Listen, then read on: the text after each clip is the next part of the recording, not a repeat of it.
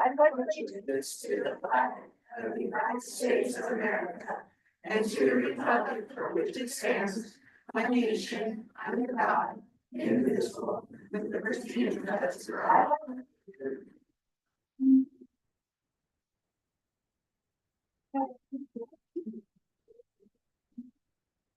Okay, first thing up is celebration. We have a couple of celebrations that we'd like to get started with tonight. First up, the primary school math club will be presenting financial literacy project to the board. And Ms. Remick is here to lead our group. And so with that, y'all can come on up and get started.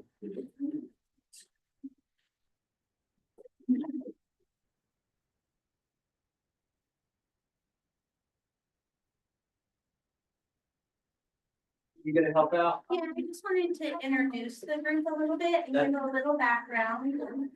So this is an after-school program that Mrs. Remick runs. It's based off of data. So these kids are high-achieving math students that we're kind of giving them some gifted and talented. Mrs. Remick uses the Colorado Financial Literacy resources to do this. And I just wanted to point out, especially since we have some new board members and new people in the room, that I have to read it to cheat. But this group, Mrs. Remick specifically, was recognized last year. She received the Economic Literacy Colorado 2024 Cobell Enterprising Teacher of the Year Award for this, the work that she does with this group specifically. So we're really proud of her, and the group has worked really hard to present to you tonight. So we're excited for that.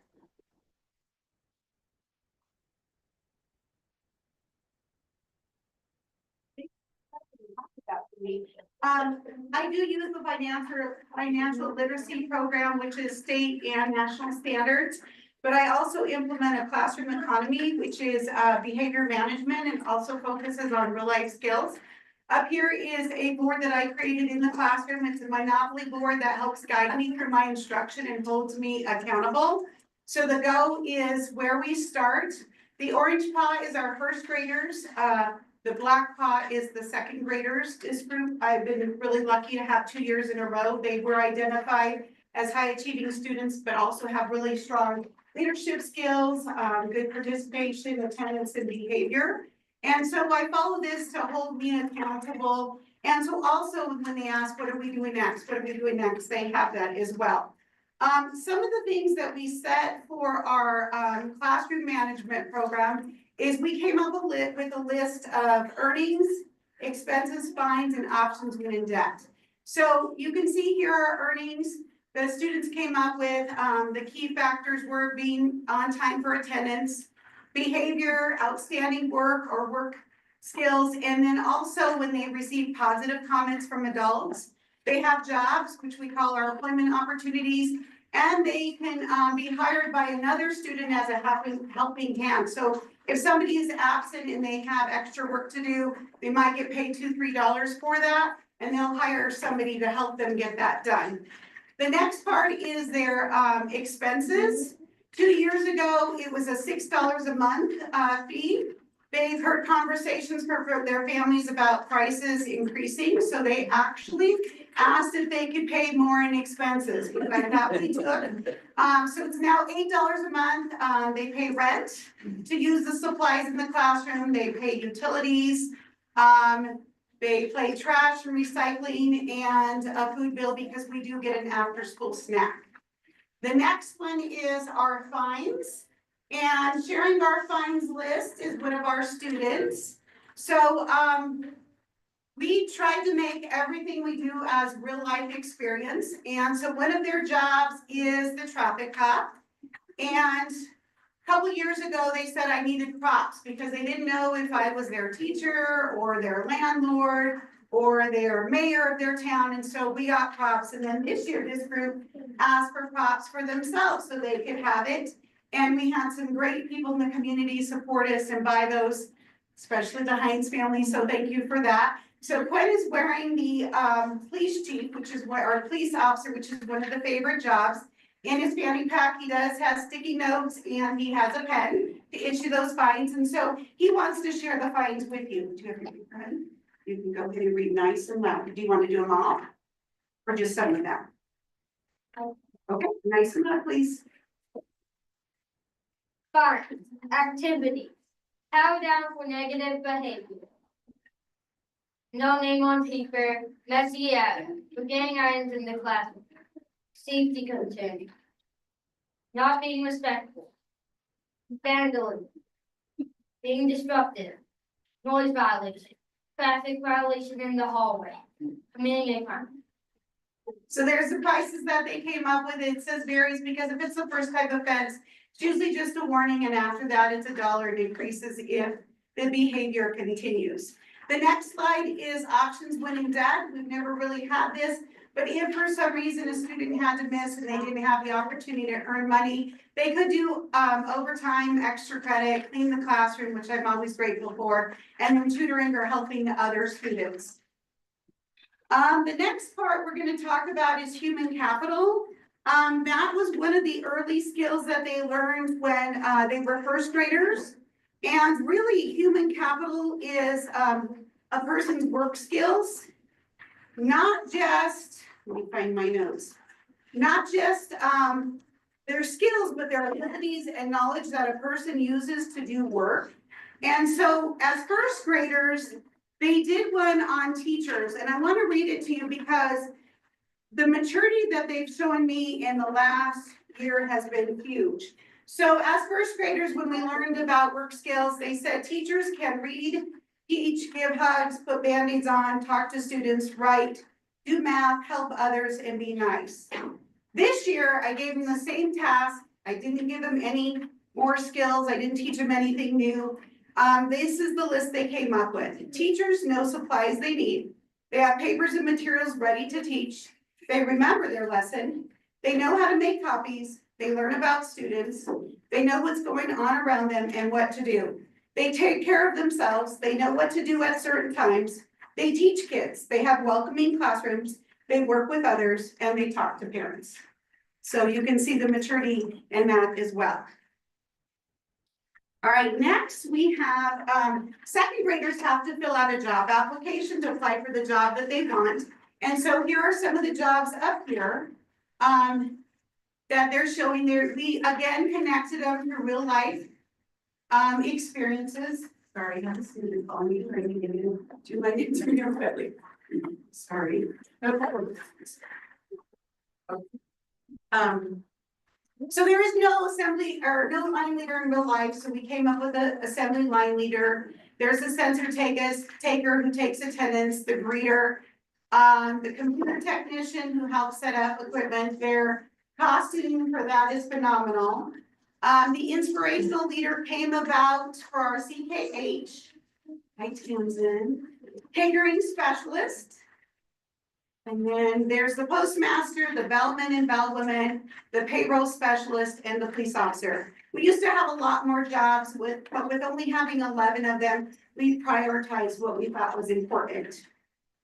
So I have some students that would like to share their job application. I did let them pick what they wanted to share and present to you.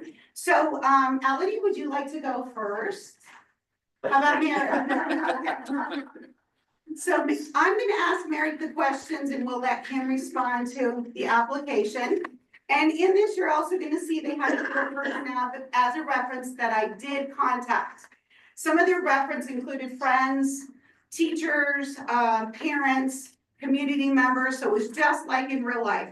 So Mary, what job would you like to apply for? Traffic cop. Why do you want this job? I think it will be fun and it is fun leading people. Okay, name 3 qualifications that you have to do this job. I'm nice to people. I know how to treat people, and I am responsible. Why are you a good candidate for this job? I know how to follow the rules and stay safe. All right, who was your reference? My dad, Patrick Paul. Would you like me to read his recommendation? Since he's not here, Mom, do you want to read it or would you like me to? Okay. So his father wrote, he'd be happy to respond in support of Merrick's qualification. Merrick exemplifies responsibility at home through his consistent performance of his chores that include caring for our household animals, bathroom schedule, feeding, watering, and obedience training. Cleaning his room, making his bed each day, and shared responsibilities of tidying shared living spaces. Merrick is careful to listen to the instructions and respond with active listening questions that show his comprehension of the expectations. Most importantly, and most closely related to this position, Merrick has tremendous empathy for others and a genuine care to please and serve others and to look out for and protect those around him. Merrick displays traits of a true leader. I believe he would fill this position with honor and dignity. I fully recommend Merrick for the police officer position and appreciate your consideration. Good job, Merrick.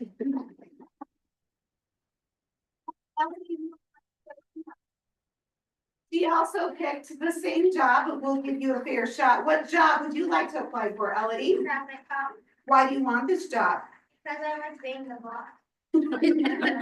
Give me 3 qualifications that you have to do this job.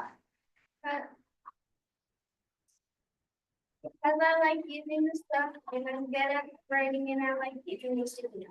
And why are you a good candidate for this job? Because I'm good at Who was your reference?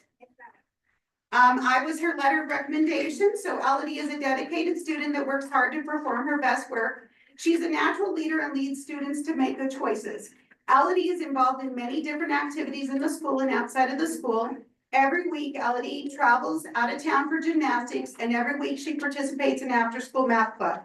Even though Elodie is busy, she is still committed to her education. I recommend Elodie for the job of traffic cop because she holds people accountable for their actions and would make an excellent traffic cop.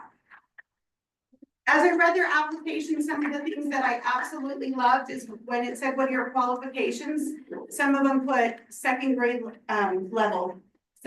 grade level. So that was super cute. Quinn applied for the computer technician and his reference was Mrs. Kimber, who is our technology teacher. So I thought that was very creative. So nice job. All right, the next part is coin design. So we spent some time talking about the history of money. I'm always looking at way to tie in cross-curricular. We talked about money and how it evolved, and it was really helpful because one of the things, opportunities they have is to enter a calendar contest. And so this happened to be one of my second grade students years ago who won the cover of it, and it talked about the evolution of money. I also have another student, Miss Christine here. Okay, Elodie's sister also won the contest and she's inside of it. So we talked about the evolution of money. We looked at key characteristics, and then students were challenged with the task of creating their own coin and featuring a person they felt was deserving to be on the coin. They also had to put a key characteristics on that coin. So I have 2 students that have offered to share their coin. First up is Hayden. I'm gonna stand with you. Okay, Jalen, would you go first? Yeah. All right, go ahead, Jalen. Nice and loud. Tell us who you chose and why. So, for my coin, I designed it with Albert Einstein because, he was really smart and he was a good science, he was a good science. Excellent. Can I see your paper? So Balin also did the back of his coin. I only gave him 1 piece of paper, but he drew a simple problem solved on his own and did the back as well. All right, Hayden, now it's your turn. You got this, buddy. I'll stand right by you. So for my coin, I chose Walt Disney. At the top it says, "In God We Trust, United States, America." Liberty, $20, 2024 the 30th. London, Colorado, Walt Disney, $20. Why I chose him is he is very special. He made a fun place for kids to clear their minds and have fun. He made a place where thousands of people go a day.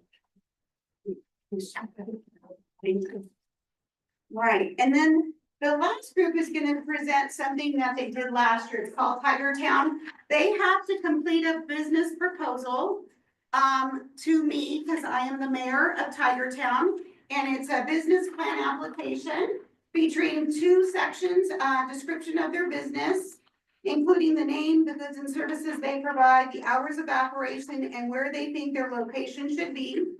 The second part is their target market, the consumers, who they are hoping to attract, what special features they have, and why should consumers shop at their business. So these were created last year, and this year they're going to do that as well. So we have a couple of students who want to share that. Tamsin is, her partner is not here, but Tamsin, would you share yours with everybody? Do you want me to read it with you? I'll happily read it with you, kiddo.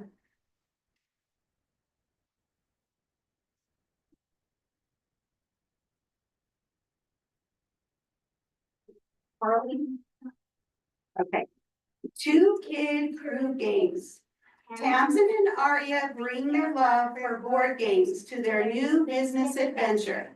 They sell every kind of board game that you can imagine at affordable prices. They are open Wednesday through Monday from 4:30 to 7:30 p.m. and are located near the schools. All right, next we have Carter and Payson. Nice and loud, boys. Making extras. Carter and Payson have a unique business as they sell robot kits and host robot competitions. They are open Monday through Friday from 1 p.m. to 4 p.m. and have a huge building near the park. This year they're gonna be extended with some extra activities. They're gonna have to be entrepreneurs and create a business and have market day where they can sell to each other and then buy from each other as well. So that's pretty much it. We have extra copies of their brochure if anyone's interested in that. Anybody else have anything they want to share? Do you like Math Club? Yes. Do you ask me for it every day? Yes. Can I take a group picture, please? I would love a group picture. You guys would have a group picture? Yeah.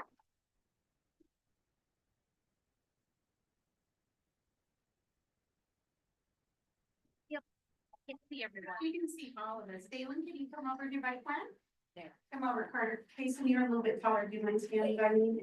You can stand right between us both. There it is. Just a little bit. And down, down, down. There you go. Beautiful. Thank you. All right, so long, they had a lot to share, so.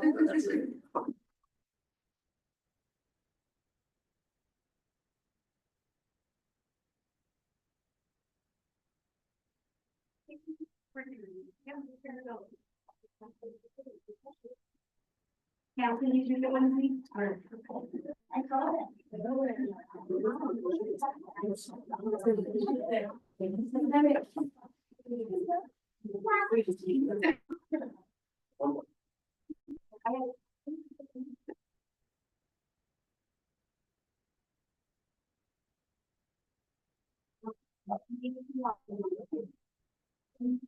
Very good.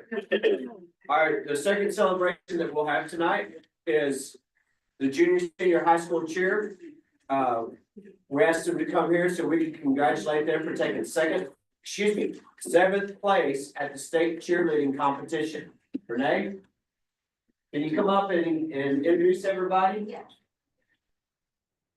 And if you did a cheer, it wouldn't hurt our feelings.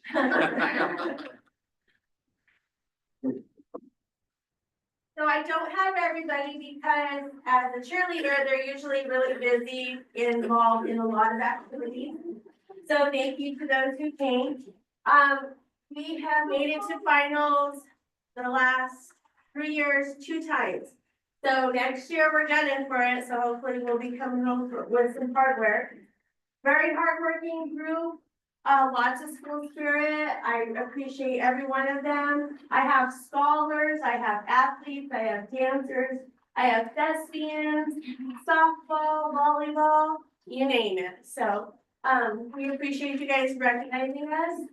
And Let's do tigers, do that. Just the words.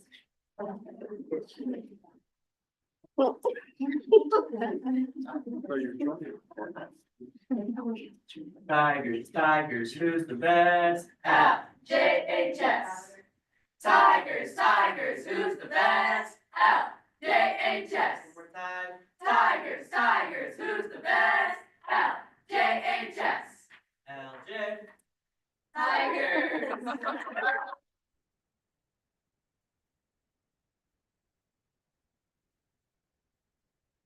We have wrestling goal coming up this Thursday. We have some home games coming up for basketball, so pack the stands, make it a family night. We love seeing the kids out there. We do have a mini camp coming up this Friday and performance next week with our littles. So yeah, go Lahana. Thank you.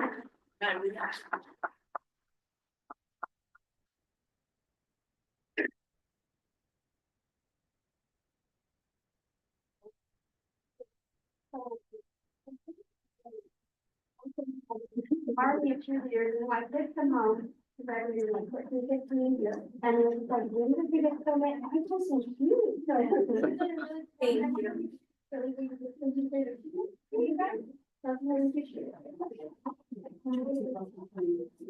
Awesome. Let me take a picture, guys.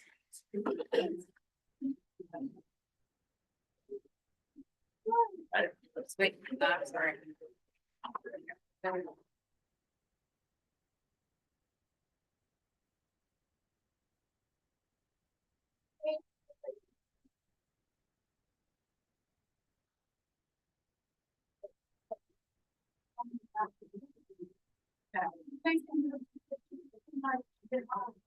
All right, Madam President, that concludes our celebrations.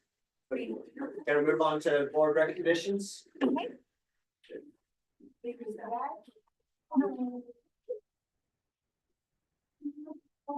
Well,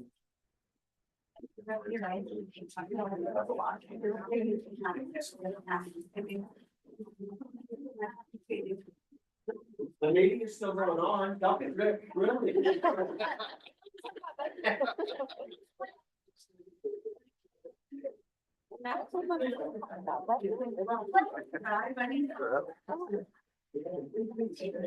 Sorry.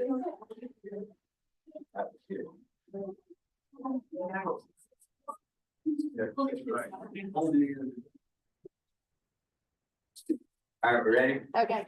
Jim, you want to say something about our recognitions? And I'll start, and then if you'll fill in after that, that would be good. First of all, January is Board Appreciation Month. And we just wanted to take a minute and I wanted everybody to understand that, these are unpaid positions. They come up here, our board comes here because the love of our community and our school kids. They want to help improve our schools and make a great place, make Lahana a great place to live, bring people back to us, our kids back to our workforce and help prepare them for life. And so we appreciate the long hours that our board puts in. We appreciate the decisions, the tough decisions that they have to make, and we appreciate our board. Your turn. Yeah, took me out of it, but okay. Sorry about that. Yeah, so as a lifer here, you guys all know that it is a thankless job. And it is an unpaid job. But the fact is that you can come in day after day, looking at the agenda, listening to concerns, weighing out the options, and really putting in the time that's necessary to really think about the future of Lahana and what is to come. And like the kids who are here are gonna be taking care of us. So it's kind of like you're already giving back to them too. So thank you for that. I am gonna have Shauna just talk a little bit because our SBE class made what's in your baskets. So I want her to kind of go over that. So I have a small business enterprise retail class and they make the tiger gear, they make all kinds of things. So it started out with her coming to me, telling me she wanted this phase 10. So I had to research what phase 10 is. I never heard of the game. I guess it's fun, so have fun with it. Have you guys ever played phase 10? It's been a long time. So we're a big family game. So we've seen this over the break. So actually, if you open it and then inside, you have a phase 10 game and then you have your little markers so nobody can cheat. So we have what is called a glow forge. It's a laser, so it cuts the wood, it engraves it and everything. I created the layout for the kids to play with. It took them a little bit. They had to do some problem solving. They had to use Mr. Martinez to help them cut a few things off, but they did great. They made the boxes and then they engraved and did the top and then they made the pins that went through it. That's awesome. And then we have some that did the shirts. So we use Transfer Express and then they can heat it on. So they designed it themselves. A couple of the girls designed it. They send it off to Transfer Express. Transfer sends it in and then they just heat it on. So there's a sweatshirt and a t-shirt.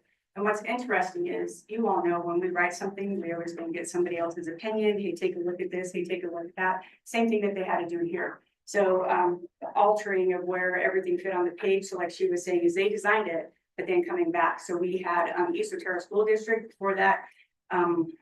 I can't remember. It was like cursive and it didn't look right. And so they fixed it probably. There was a lot of problem solving and I had to show them how to go in and, there's font families and figure out which fonts look good with what. Very nice. We thank the kids for putting effort into this. And then there was also a conversation too about what it is that you guys do and why we have a board. So that was kind of neat too. And they also created the cards with the cricket machine. I showed them how to make personalized cards with the cricket. So open those and you can see that in there as well. So thank you guys. Thank you, thank you. This is one of those things where we teach kids, sometimes we don't always agree, but we still agree to disagree and we keep moving forward for the betterment of our town. So thank you guys. Can I get a picture of you?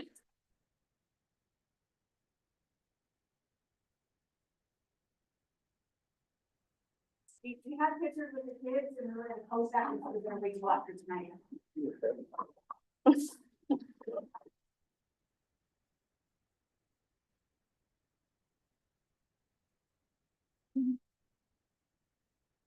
Open up the t-shirt. Yeah.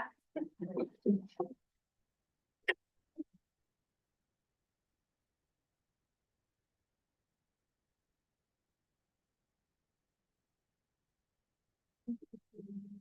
you. Thank you. Thank you. Yeah.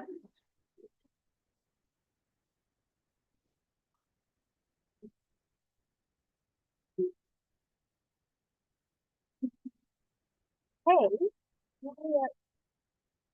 Somewhere, hold on. There it is. Okay. So we have the item E is the audience portion, and I have one signed up, Ms. Remick.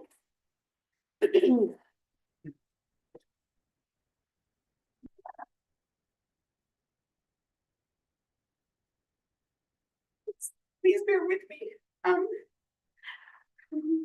This is a little bit harder than being with kids. I just want to thank the school board for all your dedication. As a former alumni, and I have 3 students who graduated from La Junta High School and one that's graduating soon. Our family also had 4 employees for your school district. And we just want to thank you for all the love and support you've given us, and especially for telling us personally about your feelings, coming to us personally and talking to us, because we feel that relationships are super, super important in our district. We want to thank the school district for Billy's celebration of his life and the legacy scholarship that they put together. I did want to share with you 2 initiatives that have been started just recently. One is called the Dress for Success. Billy had a love for his students. He said they were not bad kids, just kids with a tough situation who needed extra love. He worried about their needs, he listened to their concerns, and he prepared them for life. One of his former students works with me at La Junta Primary School, and I'm truly grateful I get to see her every day. She shared with me that the TTA students don't always have access to dress clothes for interviews and special events. That's when we came up with the Dress for Success program. This will be made possible by the donation of Mr. Remick's professional dress clothes and donations from other staff members and community. This will be housed and managed by the TTA staff, and we're truly appreciative of them for taking this on and allowing students to have that opportunity. The second initiative came to me when I was at the hospital. I was speaking with Suzanne, his secretary, who shared with me her admiration for our son Ryan and his ability to perform CPR on his own father, which ultimately gave us a week with him. She mentioned how we teach students lockdown drills and other drills, but she wanted to know why we didn't teach life-saving skills to our students, such as CPR to our oldest students and calling 911 from a locked cell phone to our younger students. When I was younger, I just had to pick up the phone and push 911. Now cell phones are locked and we don't know that kids can actually do that. I know that CPR classes cost money, but I'm willing to look into grants to see if this is something that is possible.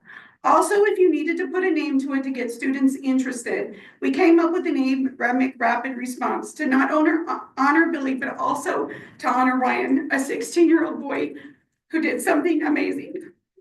I just want to thank you for letting me speak and thank you for all that you do for our school and our community, because you're the reason why we stay up on, why we're here at East Otero School District, because 17 years, 18 years we've spent here, and we are truly grateful for those people that we call our family. So thank you so much. Thank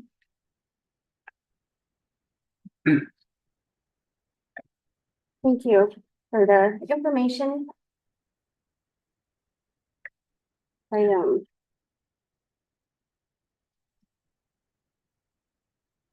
Is that advertised, the Dress for Success? They are advertising it. We just got the approval from Ken. We were waiting till he felt comfortable with it. And they're making a flyer, letting kids know about it. We've also had a couple of TTA staff members talk about donating, because we know we want to meet both females and males in different sizes and stuff. So they're all on board. They're looking for donations of racks so that they're stored neatly and not in bags. And so I thought I would reach out to the business in Rocky Ford that's closing to see if we can get some of those, and then some hangers too to display. So they are working on that. We just talked about it today. And if folks have clothes that they want to donate, how would? If you contact Cezanne at TTA, she's the one that's coordinating that. Perfect. And also Haley Romero has agreed to help with that. Okay. Thank you.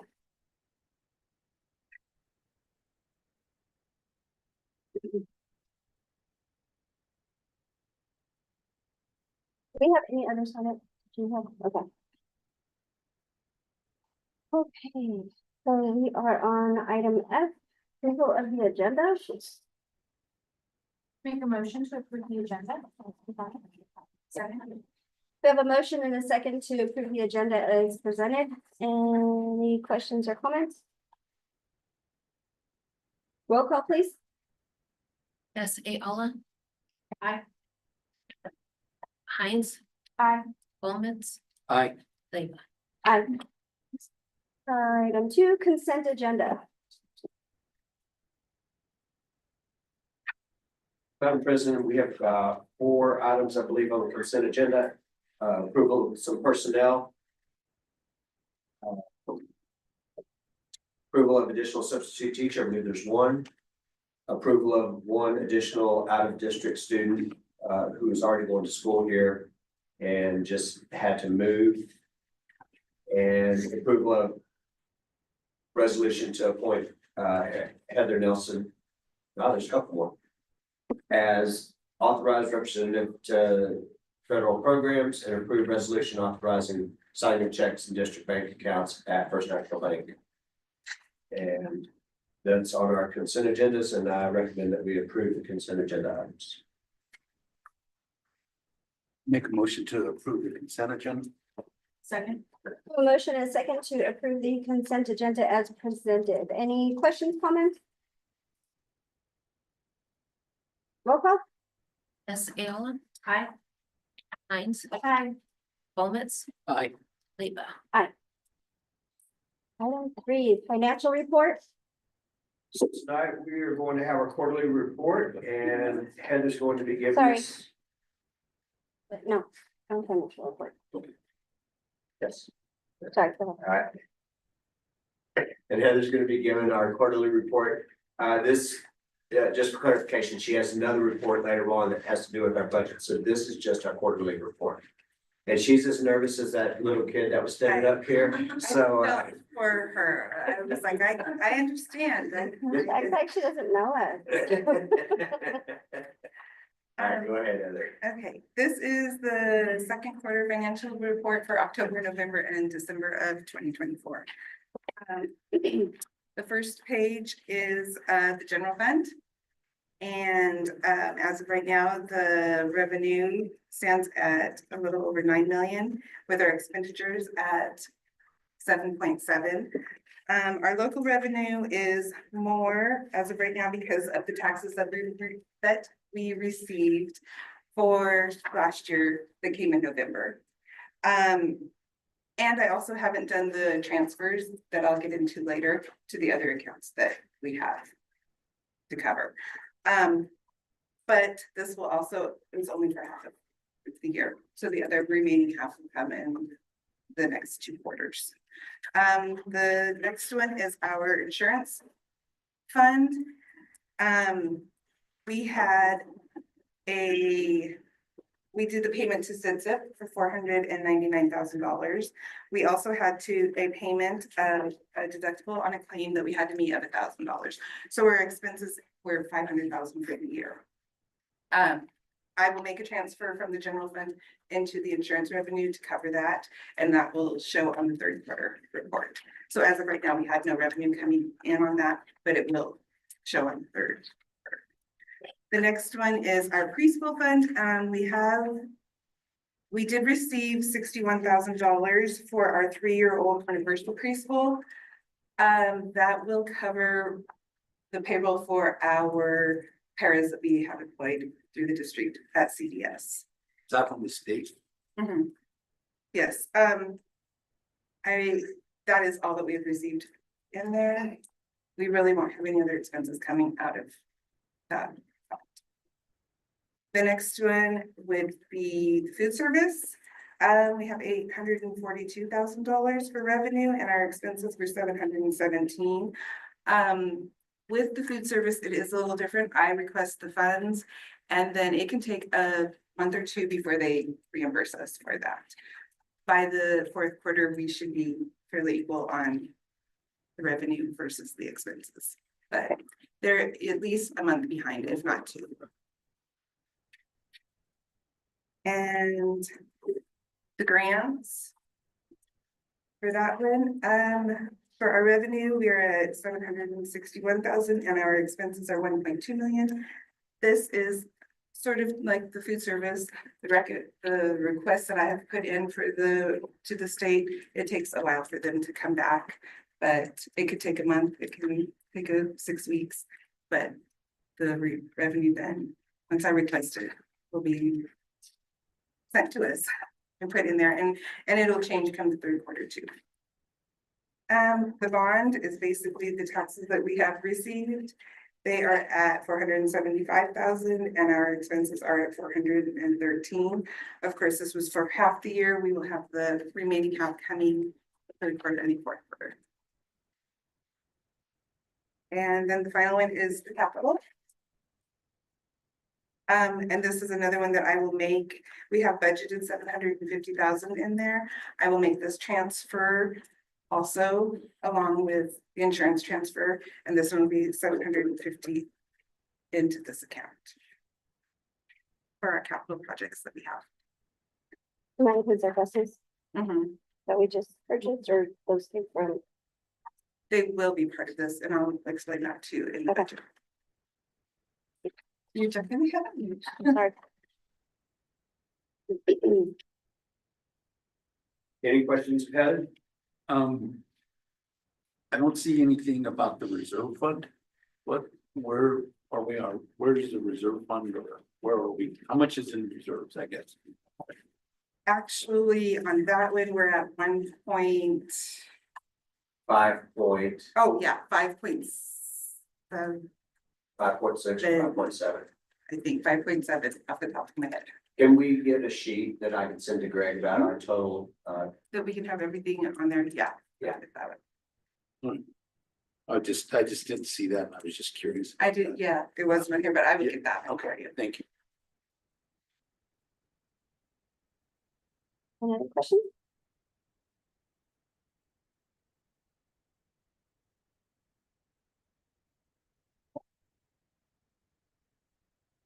This is an action item, so I will entertain a motion. Make a motion to approve the financial report. Second. We have a motion and a second to accept the financial report for October, November, and December 2024 as presented. Any other questions or comments? Roll call, please. Ayala. Aye. Hines. Aye. Holman's. Aye. Leba. Minutes. Okay. Regular meeting December 9th and our special meeting December 13th.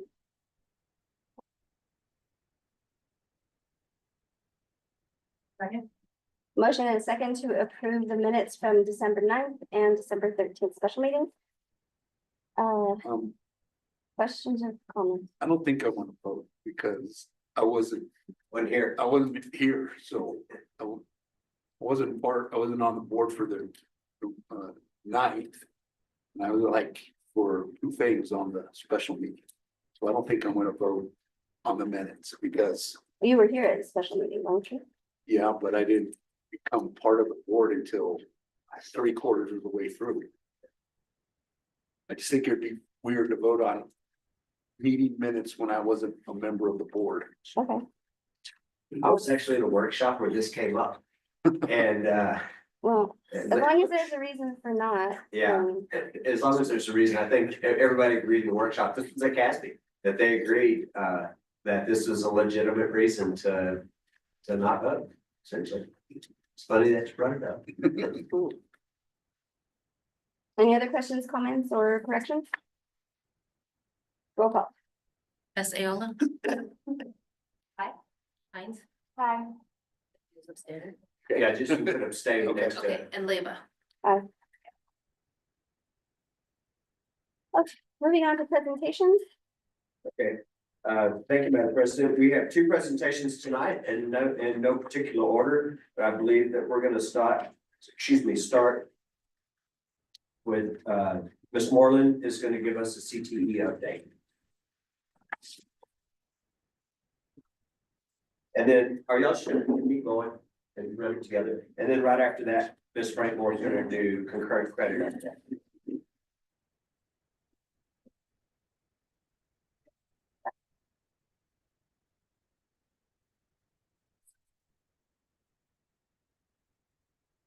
So some background information on career and technical education, also known as CTE.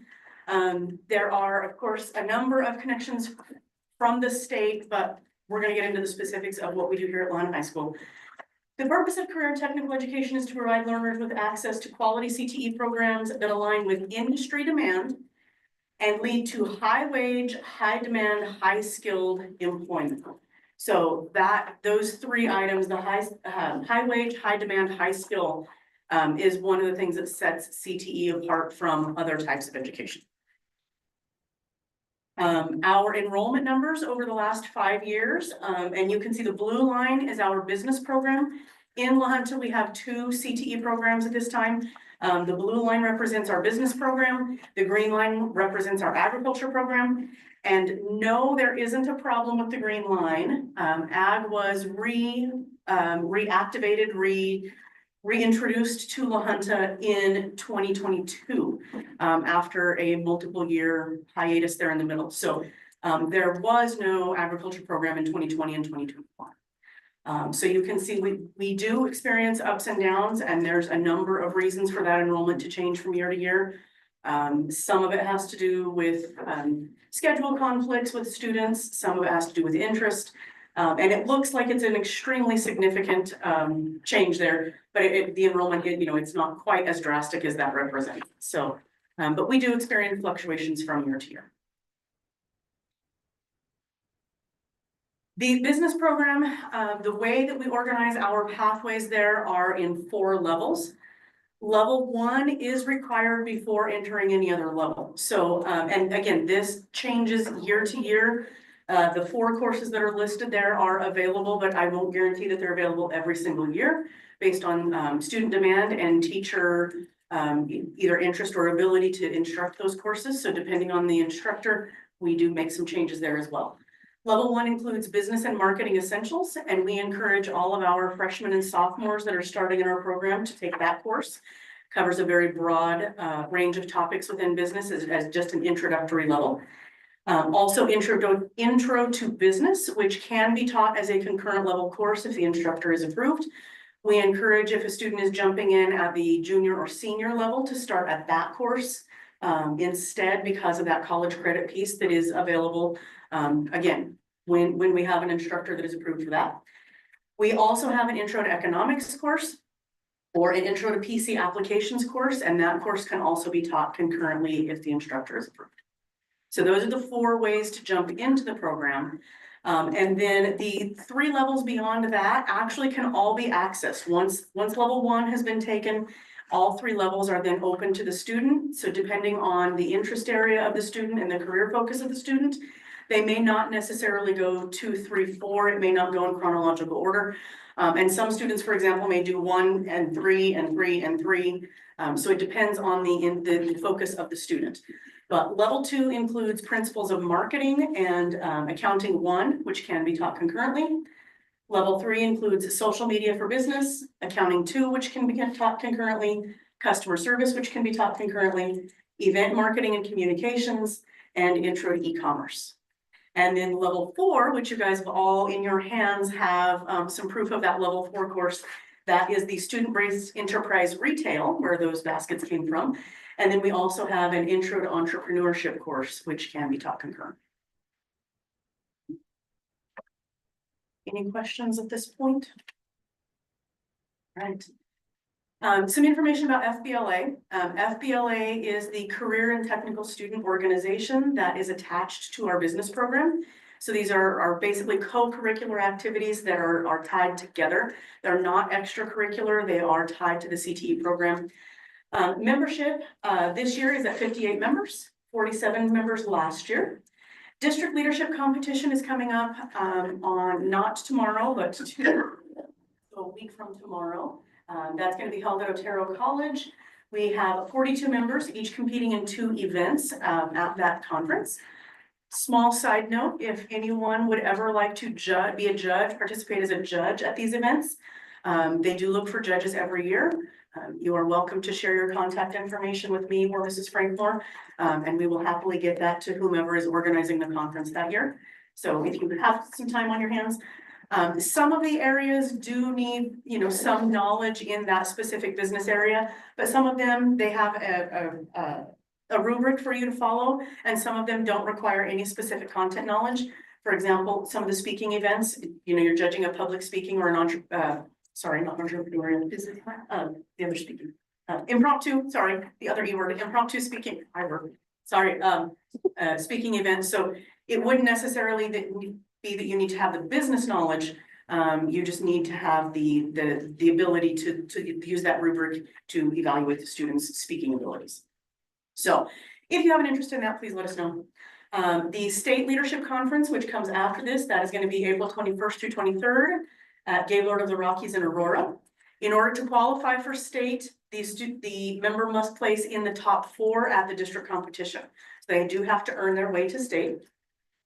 The officer team is competing at the state level in order to go to the national competition as a Peak 5 chapter, which there's a number of activities that they must complete and prove in order to get to each level of peak.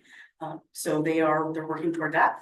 And then of course, after that, we get to our national competition, which is going to be held in June in Anaheim, California.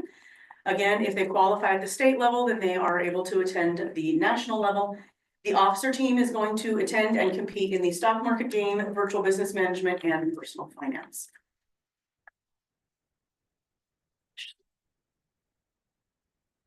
I'm a judge in the future, but this February 4th, our commissioner is going to be here, so I can't help you. Yeah, that doesn't fit very well into the schedule. It just doesn't, but next year I'd love to, Love to have you. and I've judged plenty of times before.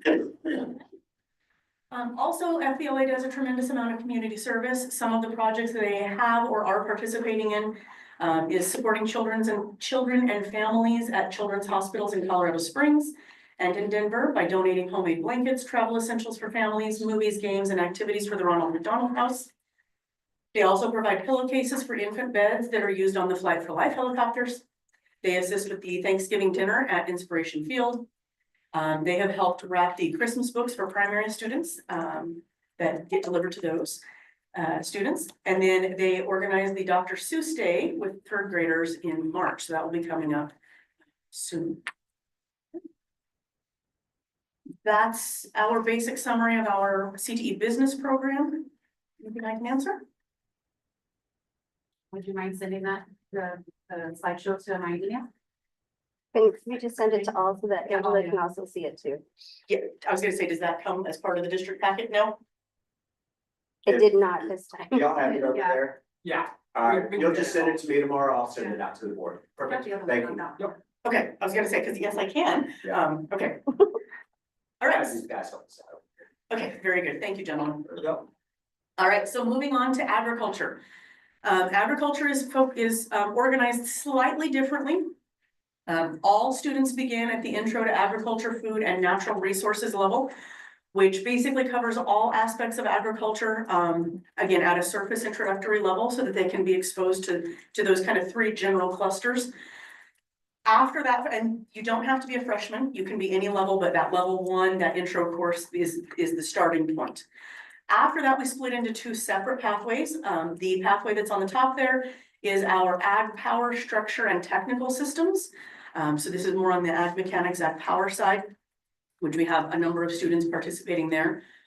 From that, we then break in, and we actually have a lot of our students that stick in this level 3 and they kind of cycle through all of the classes at level 3.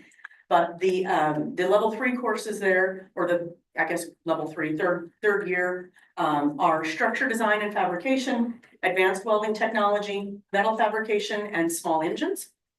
And again, many of those students will take one or two of those each year for the next several years. And then finally, the fourth year is a capstone course, which is customized based on the student's intended career pathway or intended career goal. So for example, it may include additional welding courses. It also may include courses at Otero College. So we have students that have accessed the welding program already at Otero College as part of that ag mechanics side of our program.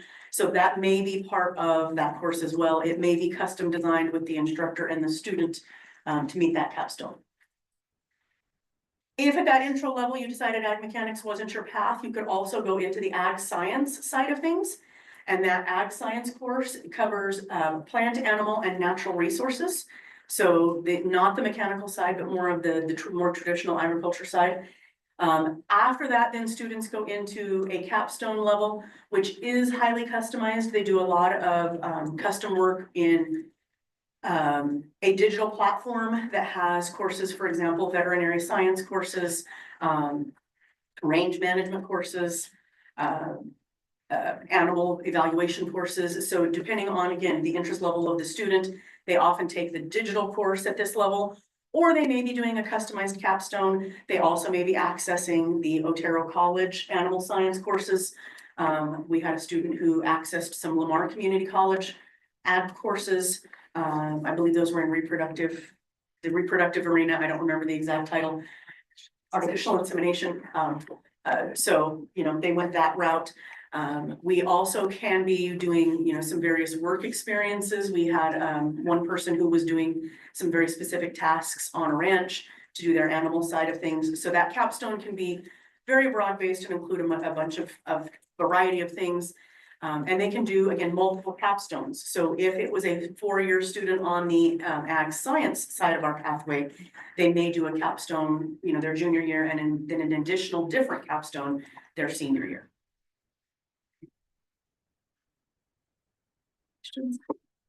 Is this program associated with FFA? Yes, FFA is the CTSO, Career and Technical Student Organization tied to agriculture. Okay. Yeah. Yes. Thank you.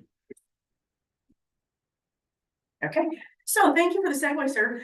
And I guess I had one more slide, sorry. I guess this is kind of a hodgepodge because it's partially FFA and partially the agriculture program.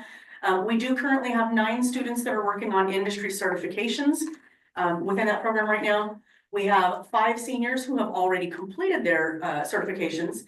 And we have 18 students that are currently in our agriculture program who have already earned their OSHA 10 cards. So that occupational health and safety administration cards, they've already done that. We of course had students in prior years earn that as well. So there's more students that have that OSHA 10 card. There are just 18 of them that are currently in the program. So now for our FFA tied to that. At the moment, we have 7 students who are currently applying for their FFA degree, Colorado FFA degree. Specific student shout outs, Kinsley Mayo, she placed 2nd in the state at rangeland evaluation and will be going to Spokane, Washington to deliver a presentation for the Society of Rangeland Management based on a case study of the May Ranch, and that will be during the first week of February, so coming up pretty soon here. The range team as a whole placed 3rd at state, which of course Kinsley was part of that team. Then also in June, this past June, Sadie Burr traveled to Washington, the Washington Leadership Conference in Washington, DC. She spent a week immersing herself in servant leadership principles. She and other district officers will be presenting 2 workshops to FFA members in our district on February 5th. So again, coming up pretty soon here. We have another student who is in line to do the same thing next summer, and that is Charlie Jones. So she should be doing something very similar this summer. 22 members recently attended the 1st annual Ark Valley Ag Expo, which you may have seen. It was on a lot of social media and whatnot. There were 33 ag businesses showcasing their products at that event. Students were able to discuss career and training opportunities with those folks and learn more about their businesses as well. So we had 22 members attend that. And then again, some dates, if you again wanted to do any judging. I think their judging is pretty well covered for the next few months, but I know next year they have a speaking event that they can always use a few more judges for, so if you wanted to participate there. But some of the soon coming dates, February 5th, their district leadership conference and quiz bowl will be held. February 15th to 22nd is FFA week. February 26th, the district parliamentary procedure will occur, and you guys are pretty familiar with Parley Pro, but FFA, they definitely take it to the next level. That is kind of their area of expertise, so they're very good at that. March 26th, the district career development events, they refer to those as CDEs. April 28th through 29th is the state CDEs. May, not exactly sure which date yet, but the project auction will be held. If you would like to buy some absolutely amazing projects, woodworking, metalworking type projects, and others as well, that project auction, we will put information out on social media, of course, when a date has been finalized, but that is usually, mid-ish May. So I'd love to see you there. And then lastly, June 3rd through 5th is the FFA State Convention. I do believe, yes, that is everything that I have. So, any questions, comments, concerns? Are there plans to bring in other pathways to the CTE program, or is this just kind of? Other pathways within these existing programs or additional programs outside of business and agriculture? Cool. At the moment, these pathways that are within the 2 existing programs are covering our students, we feel, pretty thoroughly. Now, that can change from year to year, so I don't guarantee that won't change, shortly after this, but at the moment, we feel that those programs are pretty thoroughly covered.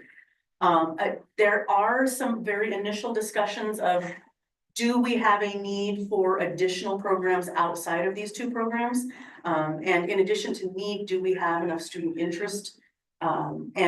Or do we need to get a little more creative with how those programs are structured? So maybe a program that isn't fully structured exclusively at the high school, but is more of a partnership that, maybe begins at the high school and then moves on to the Otero College campus. So those conversations are very early stages. So no definitive answers yet, no definitive direction yet, but conversations have begun. So we'll be meeting with Otero on Thursday and talking about that exact question. The one that I like that I would love to see implemented, because first of all, Otero has a wonderful program, would be the health sciences and nursing program. So the good point on the student demand, I don't know what our student demand would be like, but the jobs are there.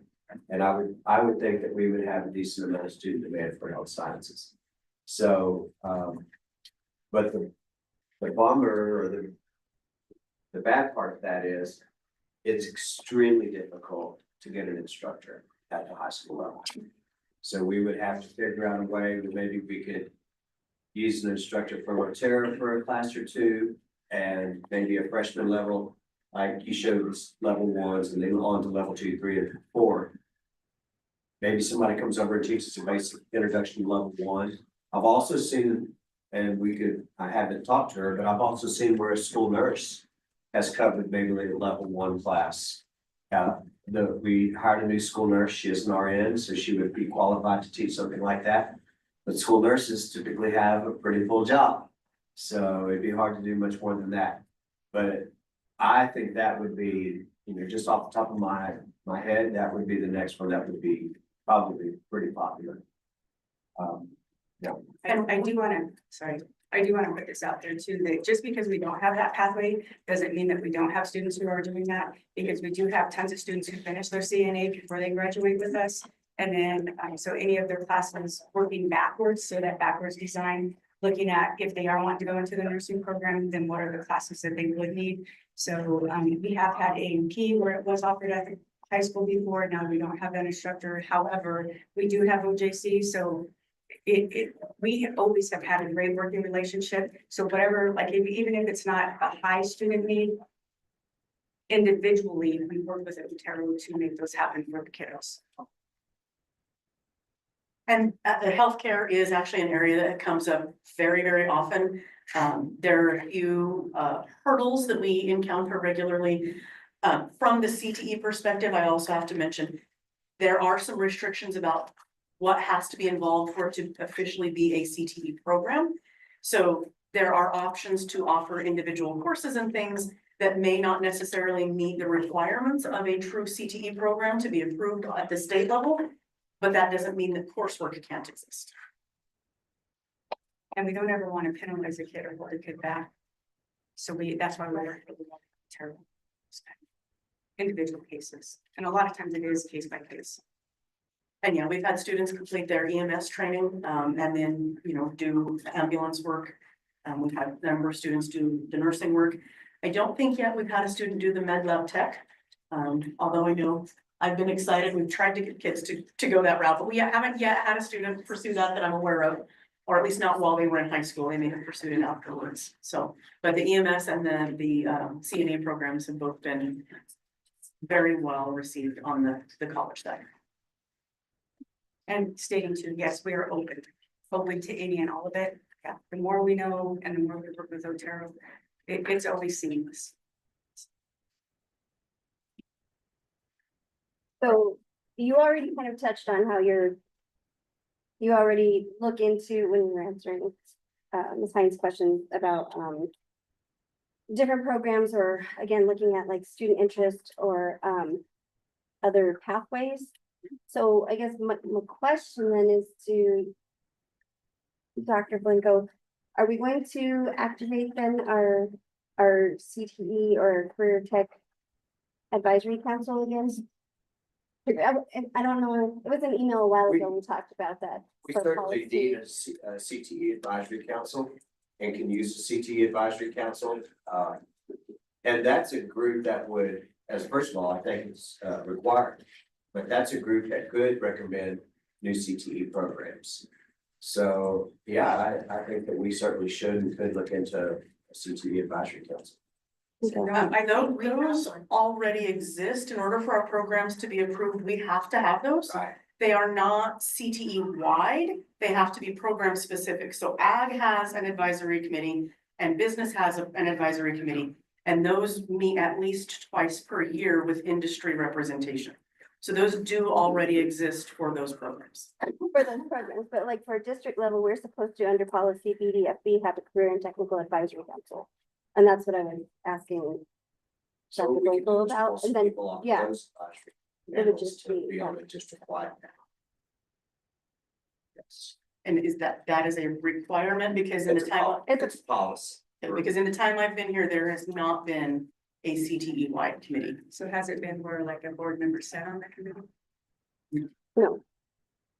in my time here, that has No, not. this is a recommendation from the superintendent, and then, the board approves the appointments that are recommended from the superintendent and then the CT director.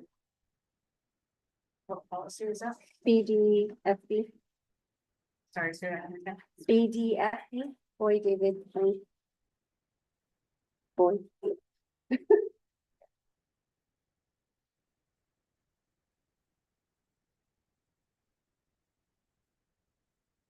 And you might already be doing the work that's outlined in there. It's just, it would be, I guess, a more formal, like what you're doing now on a more regular basis to the board, so that they have a better understanding of what is going on currently in our districts and what we're providing as opportunities. So it's more formal, like formalizing like what work is already being done. So it's not like trying to shake up what you're doing. If that makes sense? Was it something like the word that accountability for district, and a couple of parents were like not aware of a lot of the things that you guys were doing, so it was like, maybe it's a way to get it out more too. Mhm. So I understand that. And we're also and Shauna's gonna cover this, I think, here in just a minute, but we're in the process of revamping the course selection guide. But even some of the things that you talked about tonight with Otero and health science, for instance, we need that in our course selection guide, so the students know that this exists. And then that's why I think we're going to talk to Otero on Thursday, is because there's other programs too that we can make sure that our students are aware of, and that they exist. So the best way to do that is have a district-wide course catalog. And that way your parents, students, and everybody will see all their options as they go through high school. So we'll be revamping that and getting that out pretty soon. All right, we ready for the next one? Okay. So I'm just gonna talk about the kind of the relationship that we have with Otero. We work really well with them. The kids, as they become juniors and seniors, I have started where I sit down with every kid. We go over their complete course plan of what they'd like to do. So they have a couple options. It's dual credit. So they can do the concurrent enrollment, which is using the teachers at the high school. And they get both credit at the high school and credit at Otero. And that is configured into their GPA. Or you could do the post-secondary opportunity enrollment. So a lot of the kids can choose to, if it works in their schedule, find a class over at Otero, go sit and watch it, whatever, summer hybrid, or they can do some online ones. Right now, the online ones are through the community colleges of Colorado. So their teacher may not be an Otero teacher. It could be from like Lamar Community or whatever. So we have quite a few of those in that. This is what I did, is I just compiled kind of what we're doing first on the concurrent enrollment. This was the fall semester. So fall semester, we have the AP Lit and Composition taught by Ms. Micklejohn. There was 27 students enrolled in it, and all 27 of them signed up to receive the credit. We have public speaking. The 13 students enrolled and only 11 received Otero credit. And the only reason 11, they may have just wanted the class, but they didn't want the credit. We try to encourage them, you know, the credit really isn't hurting you, but some just choose not to. Advanced US History 121. This is just an extra advanced, it does not count towards their graduation requirement, but it's an extra US History that they can take. So 23 of them were enrolled in it and 23 received the credit. We have the English composition. This is the pre-AP English that the juniors take. So 24 students were enrolled and 24 received credit. We have college algebra, 9 students, and then all 9 of them received credit. And then personal finance, which is our required senior class for graduation, 24 were enrolled and 20 received credit. And like in that one, it's just, they may have not wanted the credit. They don't want to go on to college. They don't have the desire for it, so they just choose not to. We are talking with Otero about our Spanish teachers trying to get some Spanish classes that will also be concurrent. So something with that, with Spanish too, Mrs. Rodriguez is actually teaching a Spanish class over at Otero this next semester. And she also, not only with our Spanish 1 and 2 at our campus, she actually has what's called Spanish literature and language. So it's actually our Spanish speaking students who take this class that is just Spanish speaking. So it's really getting that higher level of depth of some of our kiddos. So a lot of our kids went through Spanish 22 who already knew the criteria. She saw this need, so created this for them. What we're looking for with Otero now is it gonna be Spanish 3 and 4? So it's kind of taking it to that next level. So I have a question. Why do you call it AP lit and composition? And then you say that they received Otero credit? Because the term AP, which stands for advanced placement, is a very prescriptive term. That means it's a class that's taught, and at the end of that class, you take a test, an AP test. You have the option to take the test, you don't have to. I know that. But then you're saying you received Otero credit, but an AP class, true AP class with the 2 AP tests doesn't necessarily receive Otero credit. It just make a 1 or 2 or 3 or 4 or 5 on the test. You get college credit, and I say college because it's good, it's supposed to be good at any college, but not colleges are turning it down. So you say Otero credit, but it's an AP class. So what you're almost confusing me, I guess is what I'm saying. So why do you call it an AP class, but yet you say you get Otero credit? Well, so it's a different name with Otero, and that's one thing that we're gonna try and fix next year, that Otero's name match our names. Right. But, so on their transcript, it's gonna say AP Lit and Composition on their Lahana transcript. Right. When they pull their Otero one, it's gonna have their Lit and Composition name, and they will have the Otero. So it's not an AP class. So this one is It's a a concurrent pre, credit class. yes, so this one is a pre-AP. She does go through, I all just of- use that as an example. yeah, so she is using their, curriculum. Who's basic- Oteros, you have to use Oteros in order for it to But be. it's mirrored with AP, so they've already done all that work and looked at it. Said what you do in this English composition 1 is what AP is what Otero is. Now, a little bit different when you do the lit and language, it is a little bit different, but they still get lit 115, 215 and 1 So why would you call it, why would you even give the test? Don't But that's what I'm saying, Reese, not all kids take it. It's a give kids, it to anybody. If you get in it's college, an option for kids to take. We are not saying they have to take it. don't.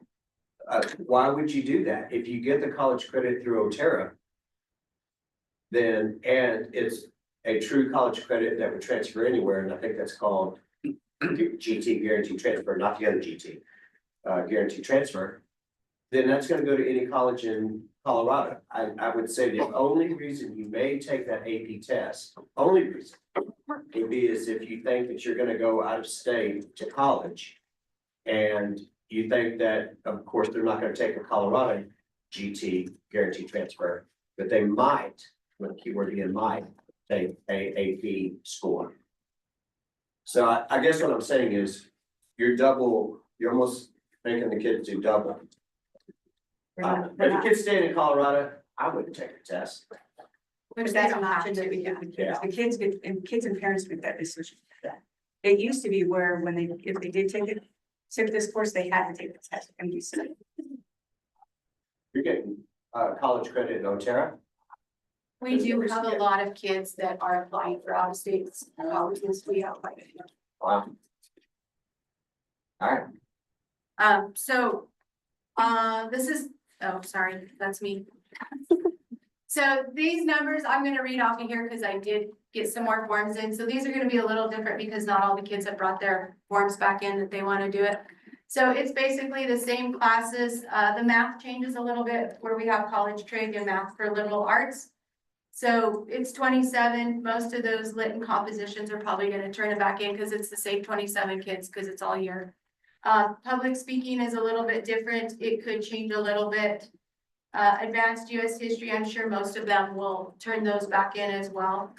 And then personal finance is, they're out, just waiting on them. But it'll probably be close to the fall ones. But she has more this semester because she has 2 hours versus the 1 hour last semester. And then our pre-AP English, it's the juniors. I'm having a hard time apparently with the juniors bringing their papers in. And then the college trig and then the math for liberal arts. And I think it was the math for liberal arts, all of them took the paper but 2. So those are the ones that are taught on campus by our teachers.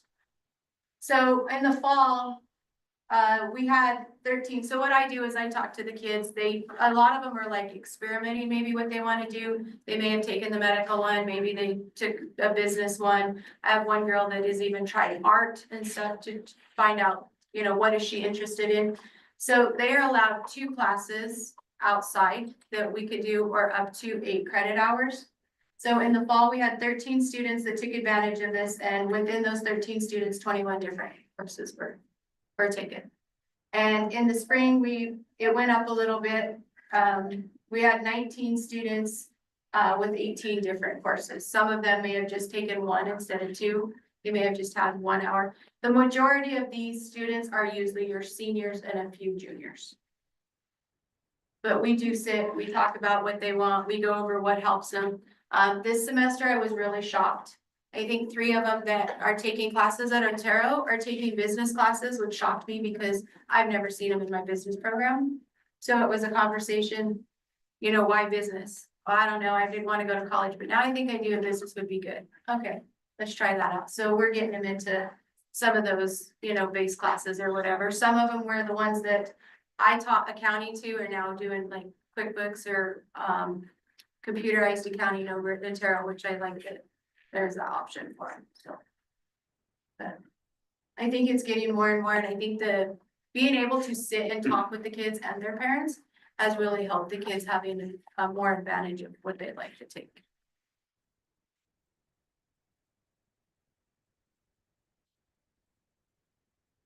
I have a question.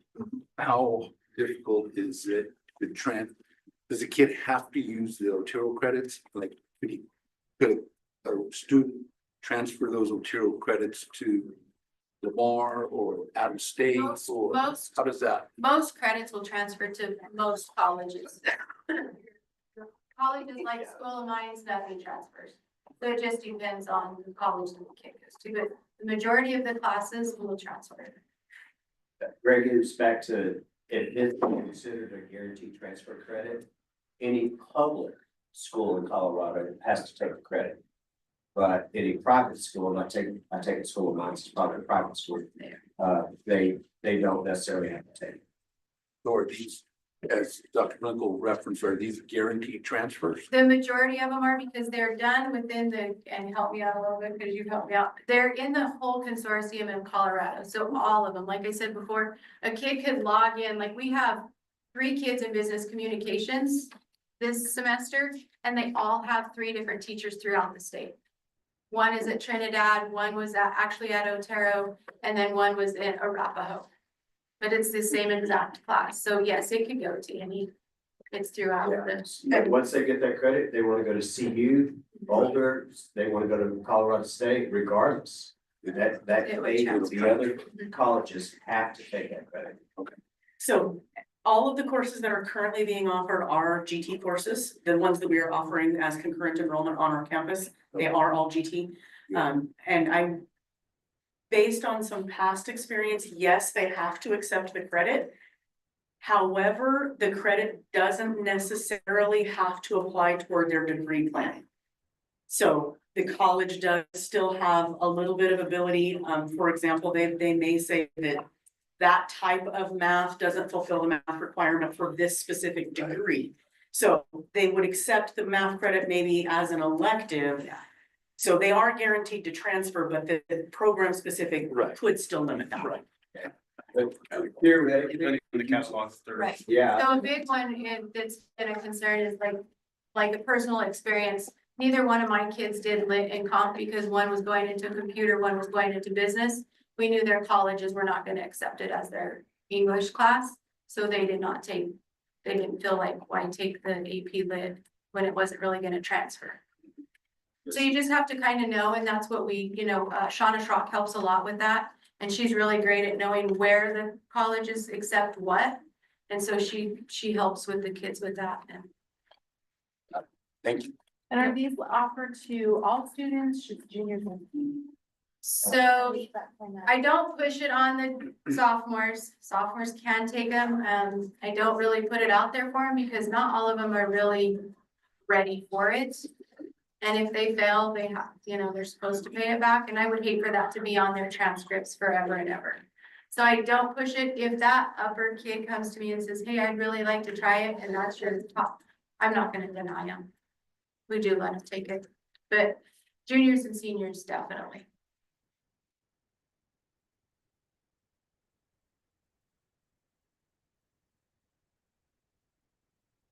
Any other questions? All right, thank you. Thank you.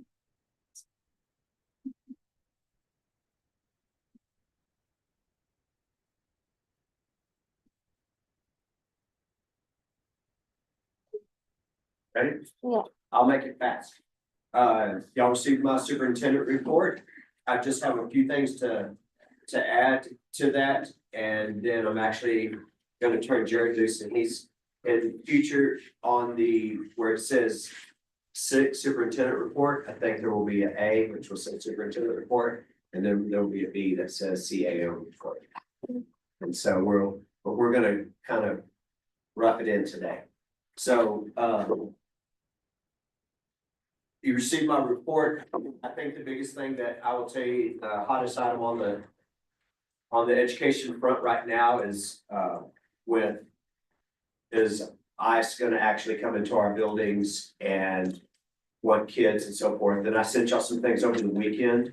Our new law firm sent out a kind of a fact sheet. I encourage you to read over that. I also sent that to all of our principals to read over, and we'll be discussing that soon. So we're concerned about that. Also, this Wednesday, our law firm will be giving a presentation at Rural School Alliance to cover that as well. So I just tell you it's a little bit in flux, but please read that document. I read an article this morning that said that there's already been raids in Austin, San Antonio, Denver, and Chicago. And we had heard about the one in Denver. It made the news around here. The commissioner is visiting on February 4th, as I also have mentioned to y'all a few times. It's a very tight schedule. She'll be here on this campus. I think she comes here, Claudia, 11:30 until 1. And so but I mean, every 10 minutes is scheduled. We go do this, we go do this, we go do this. So it's a pretty tight schedule. Sam, who we've been working with, will be here from Monday through, I believe, Wednesday that week. And he'll be working with us on our presentations and our other things to help us get ready for the state board hearing. So that's besides all the things that I've written, that's all I have. Is there any questions of me, either on the written or what I've said? Yeah. Sorry. Yeah, it's all right. Only been in this position for a little while, Yeah. but I've learned that delays and snow days are a big deal. Yes, they are. And I read you had met with your council and got a new plan. I don't need to know the details, but I guess how is that getting communicated to both staff and families, and Okay. how's that all getting communicated? So we have a extensively written plan. And it starts usually at 4 or 4:30 in the morning with us driving the roads. When I say us, that would be usually Crispin, myself, Richie, Javier from transportation. We make decisions together. I'm also part of a chat group that makes of all the superintendents in the region that also has input. And then if we decide we're either going to delay start or we're going to not come to school for a day, then we disseminate that out. I have a group of about 7 or 8 that I write that to, and then it hits the airways. And so it goes on Facebook, it goes on our website, the principals start having a call list that they get out, it goes on their websites as well, their Facebooks as well. So it's like a chain, I guess would be the best way for me to say. And we starts with my 7, then it goes further and further and further.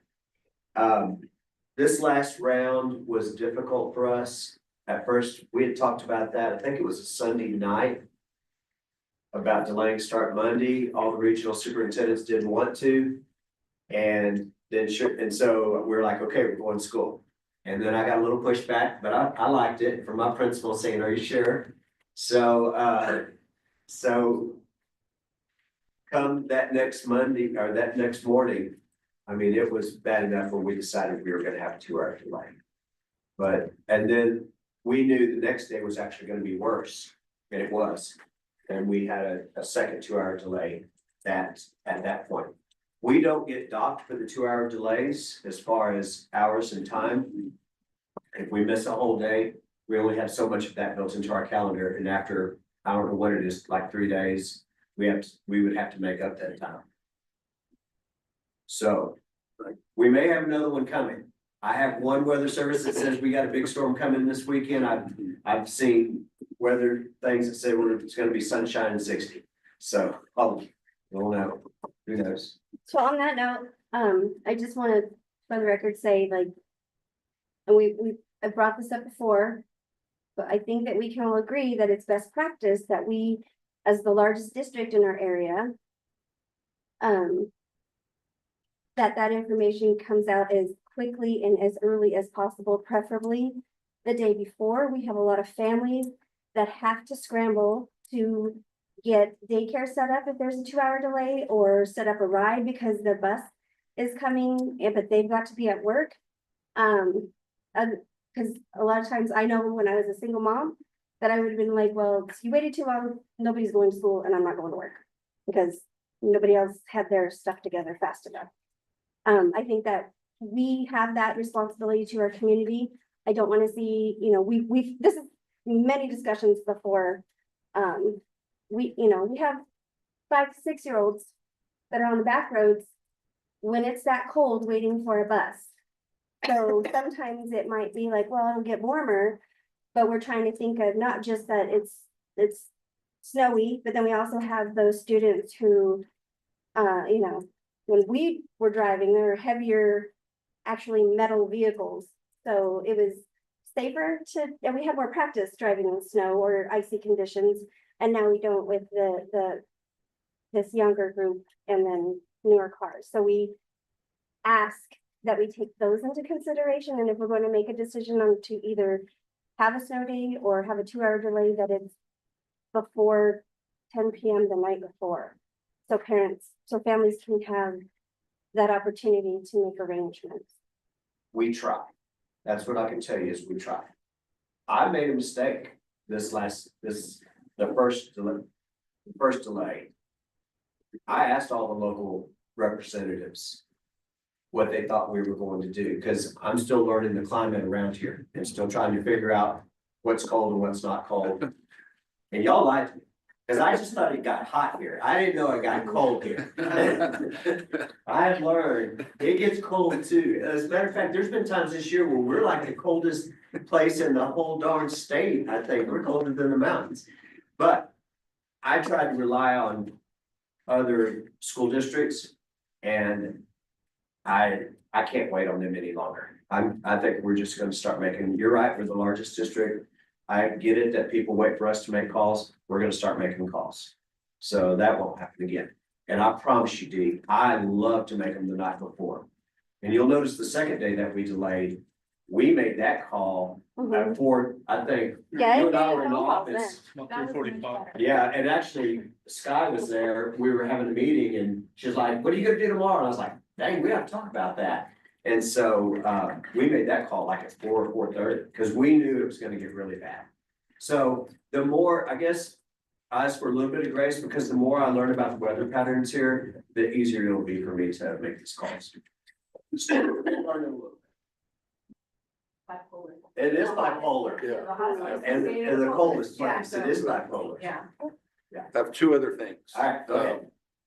I'm a new guy. I ask for your grace. Thanks. I see where the best grants due on the 10th. Yes, sir. What's the timeline for being notified if we get it or we don't get it? Okay, so we turned it in the first time on the 10th of February. And then when I say there's a group of people at CDE that will read through those grants. So I have a direct contact, Katie, that I'm working with. And then I used to work with Meg, so I know both of them. When we turn them in on the 10th, they read through them. About a month later, we will get feedback from the people that work for CDE. They'll open it back up and they'll say, okay, Reese, go in there. We think you ought to add a little bit more here. I think you ought to say something about this here. And they give us a chance to kind of polish it a little bit. That's brand new. And so we'll polish. And then I'm gonna guess, Greg, but I'm gonna be really close. Something like April 10th, 11th, and 12th, but it's a Monday, Tuesday, Wednesday.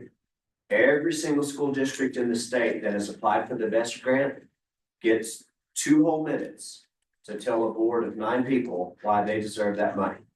And this is all done on Zoom, and y'all can watch these. I'll send out the link so you can watch us do our presentation. And on that Wednesday, either that Wednesday night, it usually is Wednesday night, whatever, on that 3rd day, list comes out. Here's the people that get it. Here's the line. Nobody else gets it below. So the answer is in April, and it's after those 3 days. It's about the 2nd week in April, something like that. Okay. So that's, and we'll hear on that day. And if you don't get it, you just reapply the following year. All right, great. I'm also learning education has a lot of acronyms. It does, a lot. What is SCAP? Okay. SCAP, you wanna help as student? Student-centered accountability program. Yeah, or Student-centered accountability program.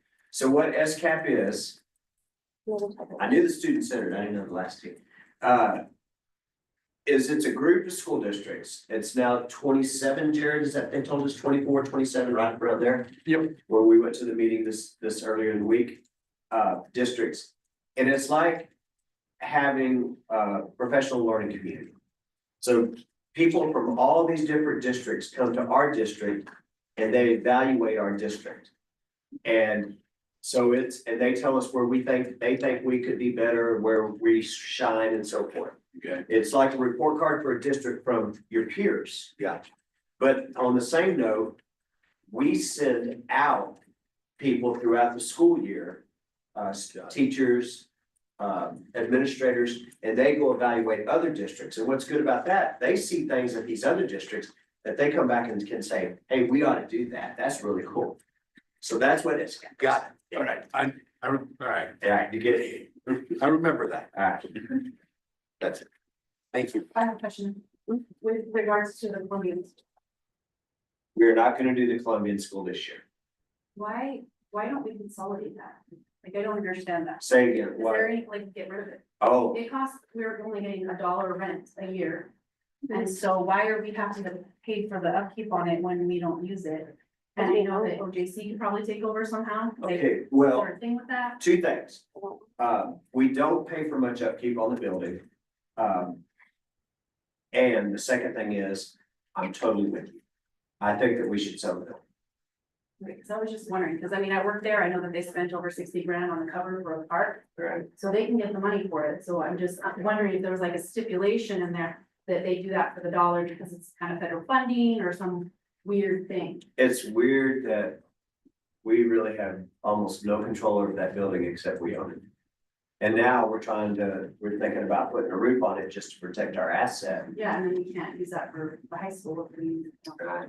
But so on this particular BEST grant, back to BEST grant, what we've decided, because the state has to come out and look at the roof before they'll even let us apply. I don't think we were gonna make it, plus time limitations and everything else. I'm gonna focus on the high school BEST grant this year. And then next year, if we still own the building, we'll go after Columbia. As far as others. Do you have any information on that, like why we've kept it for all these years? Because they don't wanna buy it. We've tried, they don't want We it. have, Yeah, Okay, it's, so at least I know what's, you know. yeah, no, we, I can ask again. good luck.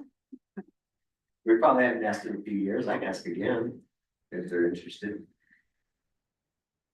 But yeah, it's good. To them. Well, do you wanna kick out a bunch of preschoolers? No.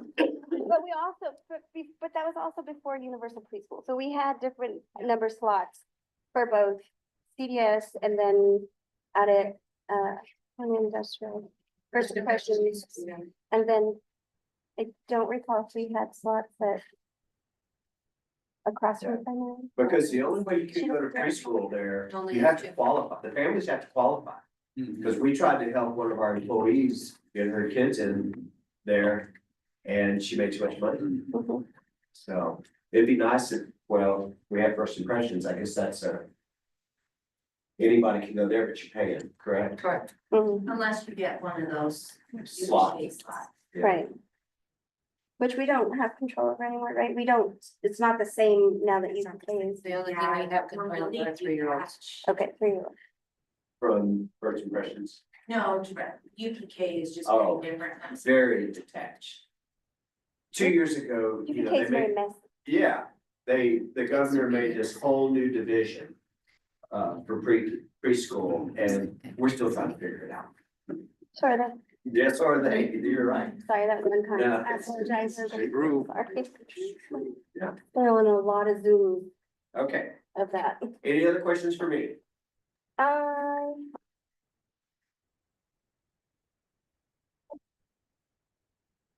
Hold on, I'm thinking. I know I have one.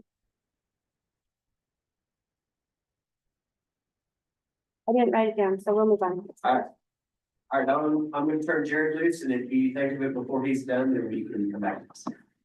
Ready? Yep, good. So, just kind of kick things off. This is my first, untraditional start coming in halfway through the year. Very, very nervous about it, but it was probably one of the most rewarding opportunities I've had. I kind of started off with a group of people that I didn't really know in one of my most vulnerable times. You know, I was moving, had a whole lot of things going on, then I had to get on an airplane. And it seems like a small feat, but me getting on an airplane is huge. Scares me to death. Miss Julie was very fortunate that she got to sit there and watch the panic and listen to my constant rambling for a plane ride, because it freaks me out. But when I say it was most rewarding, I got to build, you know, relationships, get to meet the admin behind the scenes, and then probably the most beneficial professional development I've ever had. You know, I'm used to going in professional development and coming out with a couple of things that I can put in my toolkit. I went there and felt like this was so beneficial. I texted my old bosses and said, hey, I'm sorry I wasn't the greatest employee or the greatest leader I could have been. It really, it was phenomenal. You know, it focused a lot on coaching coaches, coaching teachers, implementation of plans and cycles, and then kind of really set the tone for these visits that we have coming up at the end of the month. We got a 2-day visit coming from them where it's going to be pretty intensive. It's going to be, you know, it's an audit of our academics, and they're going to really look at our big rocks, look at what we're struggling with, what we've identified that we want to grow with, and it's going to be huge. UVA was magical, you know, is the best way to put it.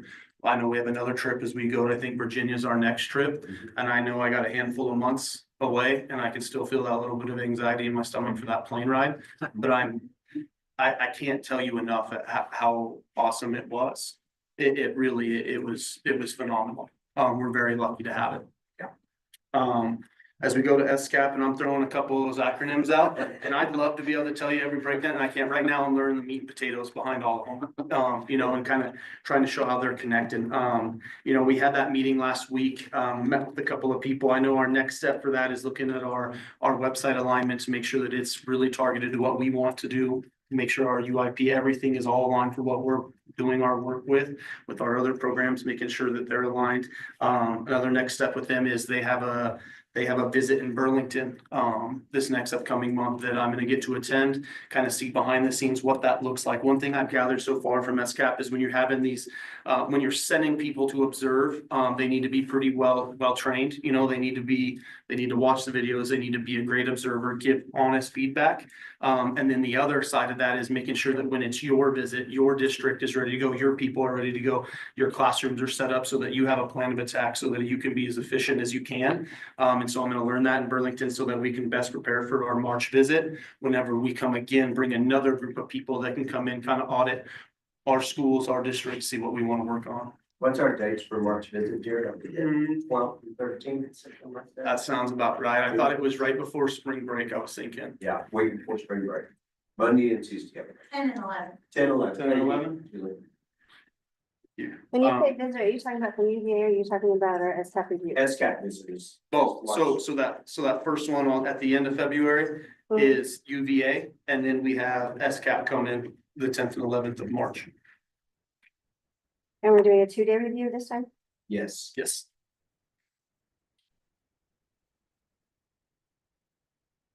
I'm just saying, if you want your mind blown. It's awesome. You know, TNTP is another one that, you know, I really got just my feet in the water today with and learned a lot. There's a remarkable woman named Sarah Lynch, and she's going to kind of guide us through that. I've gotten to work with her just slightly, but again, looking for that clarity of partnership. One of the first steps, if we're able to move forward with them, is really collecting data, performing that audit series of our schools of what we're doing well, what we need work on, and how we can put some, you know, plan of attack behind that. And TNTP stands for TNT. Solid guy. That's our strategic planning chart. Yeah, right. As I kind of shift into CDE, some of the stuff, you know, we've been working on our reports, we've been working on our slide decks, some meetings with Sam as he's kind of guided us as we get ready. You know, I'd like to say that the 4th is going to kind of be a playoff game. Is the best way for me to describe it. The commissioner is going to be here. We want to have, you know, everything in a line so that we can give our truest performance right then, so that we can get accurate feedback as we move into the Super Bowl on the 12th. You know, when we get in there for the 12th, we're going to have a big presentation. I know Claudia's in incredible amount of work and just thought process and data collection as we go forward with that it you know, it kind of inspires me and kind of blows my mind a little bit of how, you know, well, I think we're going to go into this and how we're going to perform for CDE and give them, you know, like I said, our best shot, our best glimpse of what we need, where we're at, and how we can move forward. I'm not going to hit too much on the Otero Junior College. I think Dr. Blanco kind of highlighted everything as we're looking at that partnership. You know, my goal is to kind of see what else there is, what else we might be missing, what else might be new that we can kind of offer our kids, and kind of work with those pathways. Another huge piece that I've been working with is our instructional coaches. I can tell you right now, having won it, both the primary and intermediate, is a game changer. Just being able to really sit down, talk about our PLCs, even just a week-to-week direction of where we want to go, what we're seeing from our people. I know right now, a big thing we're doing is assessment audit. So really, we're gathering data from our teachers in those buildings. What assessments are we doing? And then kind of understanding why we're doing them. Is it just because it's part of a program that we're in, or really just gaining a better understanding of that so that we can move forward. Another piece we've been looking at is the math curriculum. We're looking at adopting a new one. I know as I met with my principals here and just talking about it, it kind of seems like we've come down to a couple of pretty solid choices. And it's kind of been up in the air. It seems like one's a little bit more user-friendly, and one's definitely not user-friendly, but it seems like it has a bigger bang for your buck, better performance in the long run is kind of the feedback I've been getting. I saw some data that they had collected from staff members and some of the different departments within the schools. What I'm working on now is communicating with people outside, districts outside, to see really boots on the ground. What are they using? Is it worth it? What resources within the program are they purchasing? I know, again, that Sarah Lynch that I had met with TNTP gave some great insight on one of the programs that they're utilizing at Jeffco. And so I'm kind of establishing some contacts with them so I can meet with them and kind of see if there's some data or some opportunities that I might learn from all those schools just as we get ready to make this big decision. We want to make sure that it's, you know, the best decision that we can make. And then that was pretty much it. My final thing is just to say thank you. I appreciate being able to be in a new climate, a new culture. It gives me great opportunity to build relationships. That's one of my biggest things. You know, I remember one of the, and it sounds silly, but even just coming in my first day and having a letter from our IT department saying, here's your login, here's your stuff here, if you need anything. And then a follow-up call saying, hey, I hadn't got anything back from you. I just want to make sure that you're okay, you're getting situated. Simple things like coat hanger. I never in my life thought I would need a coat hanger. I mentioned it one time talking to myself in the office, and I walked back from lunch and I had a coat hanger sitting there. I still, I don't know what remarkable people figured that out, but we have that here, we have some tremendous admin, I have a lot of them sitting right here looking at me. I'm very blessed to have it. And I just want to tell everybody, in here, listening, everything that, I thank you for that. I'm excited about it. I'm motivated for it. My motivation has changed to where as a teacher, it was very student focused. And while it's still a student focused, it's more, people focused and looking at, your leaders that you have in all your buildings and realizing that they have that passion for the kids. I need to find a way to find that passion so I can motivate them and that I can help direct them and really focus on the academic side of things. So I just, I want to say thank you guys for that opportunity. Awesome. Hey, Jared, I only have one thing I was gonna ask the board, from your report is, do we wanna like do a straw poll about who is going to be traveling, to the state board? And do y'all want me to arrange transportation like the Suburban or anything like that? Or do y'all just wanna talk to each other? I'll grab myself Yeah, Okay, and just need location. kind of. okay, I'll get you location and time. 1:30 is the time. And will we have an opportunity to see the presentation before the 12th? Maybe is the answer. We are going to practice after the commissioner leaves, I believe. So is that day, Claudia? Yes, it is that afternoon. And then, yeah. If she could see, Who said? Angela was asking if she could see what we'll be presenting, just so they're now, we do have a slide deck already. Yeah. So after the commissioner leaves, we'll be doing some additional practices with Sam, and then he'll be asking us questions too. So as long as y'all don't make us nervous. It's not us you need to worry about. Oh, the state board, oh, they're nothing. Yeah, that's the only time we're gonna be practicing. Okay, I really, personally, I would not feel comfortable going to the State Board of Education and the first time seeing what we're presenting there. Yeah. Well, y'all don't have to present anything, Well, mainly Claudia and I do, and Jerry. right, but When we're at the state board meetings, I'll introduce you, whoever shows up, I will introduce y'all, but really, y'all just watch after that. I was gonna say, I could ask Sam, just to make sure it works in the schedule, and if it doesn't, I'm happy to present it to the board at some point before, Or if you want, we can just send you the slide deck. that would be a start. Okay, We can share that. yeah, we're not quite done yet, we're close though. All right. Well, we have to turn it in by Wednesday. As in, today. The written plan does. Yeah. The slide deck, we still have a little bit of time. We just got some feedback tonight, so we can adjust. But it's almost done. And I'd like to reiterate one thing that Jared mentioned. Claudia's done an amazing job and I appreciate all your hard work. It's a lot.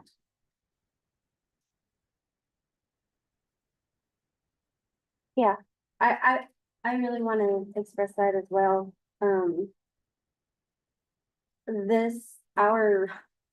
Our being in this position started before I was on the board. This was when my kids were still in school.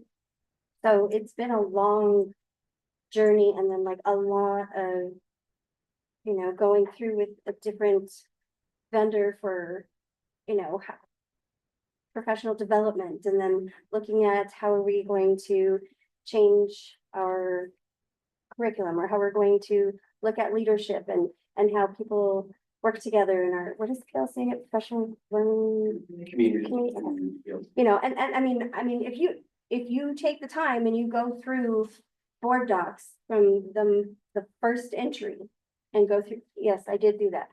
Every minute, every meeting and then the minutes and the attachments and the contracts, like there has been a lot of work to try to move forward. And I know that it's stressful and there's a lot of things going on and we're going to be, sitting there in front of the state board. But there's also part of me that's like, finally, we're able to like put the pieces in place and say, no, we really have been trying to make this work for student success. And then being more supportive for our staff. And then just having more continuity so that it's from primary up, you know, and it's just taken a long time to get here. And we've been riding the edge. But I do appreciate a lot of the effort and time and research and everything that's gone into trying to make this better for our community. Because that's who it benefits in the end. And I remember what I was gonna ask. But first, Jared, could you go through those dates again? It was, so February 4th is the visit, the 12th is the presentation. SCAP was the March. 10th and 11th, I believe. And then our UVA is February 27th and 28th. And something, you know, as I work through these different programs, I'm trying to kind of create just some visuals that'll help us kind of see the same alignment, see the difference in our partnerships, see how they fit together. Something else I'm working on is just kind of a timeline of that. When I get something scripted up so that it kind of just shows as we have these big kickoff events, I call them playoff games. I'm a sports guy. You know, as we have these playoff games, it seems like you're with me, right? So as we have those kind of playoff games, I love having those, the people, you know, everyone's on the same page. We're having it. The kids know it, you know, it's a big day at school. Our staff know it, our admin know it. And so that's, you know, that's part of my job is making sure we're all on the same page. And so that, you know, that's something I'm working on as well, so that people have that and they see it coming. So we can confuse them a little bit more. What was the dates that TNTP gave us today? TNTP is coming up with 2 days, I think, as well. Claudia, you I turned my phone off, I was nervous. I don't think we're quite we didn't settle. finalized. Okay. Because I know we talked about finalizing their contract on the 14th, That's correct. right after the board hearing. And we pushed, I think, their visit to after spring break. That does sound correct, because before spring break was gonna be, SCAP was gonna be a nightmare, so we pushed it to after. Here the week of the 24th. And I did love the fact that, you know, we looked at having a contract and then work with them within the next week. I thought that turnaround was tremendous. We're only waiting on our results for our grant. What grant? We're waiting on. Easy? Easy grant. Easy grant. Yeah, we're waiting on Easy grant before we sign the contract with TNT. And we should hear back from that within a couple of weeks is what we're hearing. And then Matt, what were the two you were looking at? It seems like the two biggest ones we came down to was reveal math, and then it looks like illustrative, but it's illustrative math. And that was the big one that TNTP really pushed today, was just the huge progress that they've had at Jeffco School District. And so I'm really trying to get in with that CAO and really look at that and see what kind of growth and things that they're having with that math program. Now, is this for just our math curriculum in general, or is this like? Because I know that we had a thing a couple years ago that had to do with Saxon, so is it like along those lines, or? Is it Yeah, just it'd be all of- essentially replacing Saxon. Okay. Yeah, essentially that's what we'd be doing, is replacing Saxon. And then kind of working through that process of getting that curriculum and then really planning it out and aligning it, you know, checking for gaps within our standards, and then really doing the boots on the ground work with that. K-12? Including training our teachers. Yeah, right now we're looking at K6, I believe. And then I was going to ask, because I know that we're kind of not stopping SCAP, but it was kind of like a back burner type thing, but we're still having the review, so Yeah. then we're gonna do our TLC. Is it TLC? TLC? Survey or TLC. Y'all know what I'm talking about, the teaching, learning. Yeah. Yeah. Survey. Yeah, that survey. So instead of doing it, how the rest of this, most of the state does it, because they get their login and then they do it that way. We send it out separately. Like not separate, was it like the district sends it to each building, right? I think Y'all do we the do it survey? differently. So I hope I'm correct on this, but last year, instead of the TLCC, we used SCAP because we did the SCAP survey. So we used that survey data instead of Okay, the other. And the will we do SCAP, that again? And the SCAP survey is gonna come out like in a week. It's real soon that it's about to open up. I don't know if y'all use the TLCC survey. A lot of districts don't, they don't like some of the questions on there. 'Cause they're interesting. But if we're gonna do the TLCC, probably need to start looking into that. Well, I don't know if it's whatever's in our agreement with SCAP of how the framework They is, just use theirs. but yeah. It's the same, they use the same one, so we already did the first round, Uh-huh. so they will use that, and then when the second round comes around, they'll use that too. Okay, And it's coming like in a week. okay. Well, cause one year I like advertised it and then I was like, I got thumped for that one and I was like, my bad, I'm so sorry. But yeah, we do it different, but I just wanted to see if that was the same gifts here. So, okay. Okay, I think I'm good. I'm like. Anybody else have questions? Sorry. Good job, Jared. Thank you. That we are on discussion, so. Colorado School Finance Project discussion, we sent y'all out the documents. I just kind of went over, the Colorado School Finance Project. I don't know what we want to discuss about it. I thought the numbers were interesting. But if y'all have any questions, I could address those. I think it's in, some of the things that I found interesting in 1992-93. The Hunter School District had 1,881 students. Mhm. And today we have about 1283. I knew you'd know it. So that's, 600 student drop, but a lot has happened since then.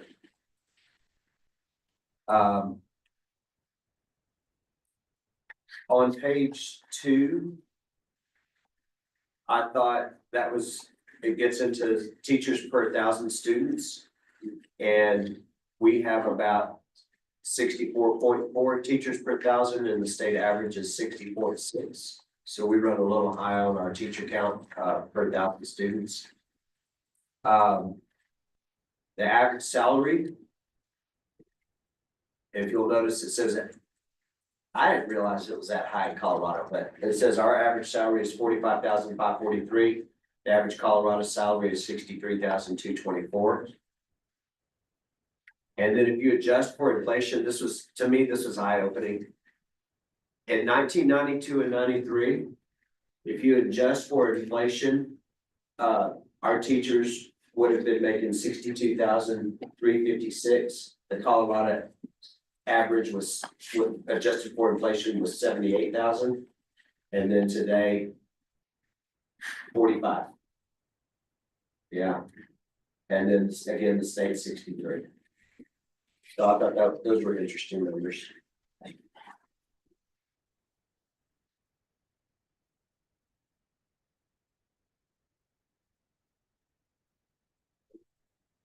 Really, that's about the highlights. If there's any questions, I'll answer them.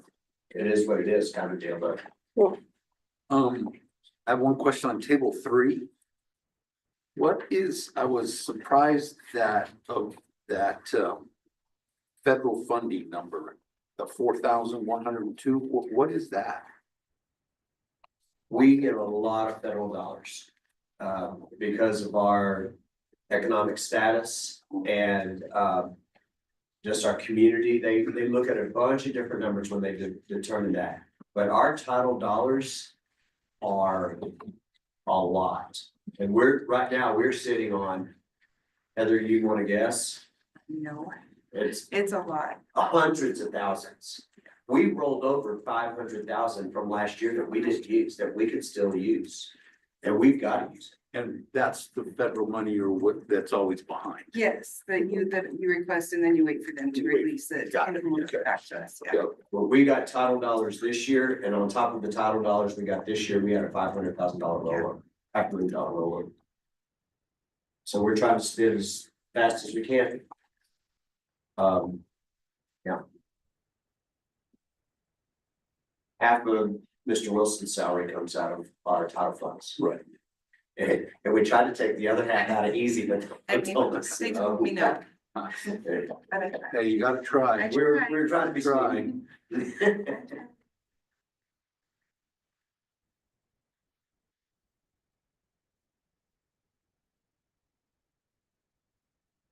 If there's no other questions, I think that would conclude our discussion, Madam President. So we are on to unfinished business. Item A. Yes, we're on to unfinished business. Item A is our first reading for policy CBA/CBC, which is the qualifications, responsibilities of the superintendent and job description. And we discussed it before, but we are revising it to be concurrent and then aligned to CASB's core policies. And it really should tie into our superintendent goals and evaluation. So is this the one that I submitted? I think. Yeah, I have two. I don't know if y'all received two or not. I have the one you submitted, and then I have the one straight out of CASB. But yours has a lot of CASB in it. Mhm. I would say on the one that you submitted, I don't see the one. I'm sorry, you only see one? Mhm. Does it start with education certification? Mhm. All right, well then that's the one you submitted. Right off the bat, I would tell you, if we're gonna use this one, that your education should probably say master's degree or doctorate degree, or you could say master's degree or higher, either one. On that particular one. Well, because this is an action item, I would entertain a motion in a second so we can open it for discussion. Make a motion to discuss, revised policy. I can, Oh, I said I make a motion to discuss. Revised policy. Second. so we have a motion and a second to discuss policy CBA/CBC on first revised reading. We'll open it for discussion.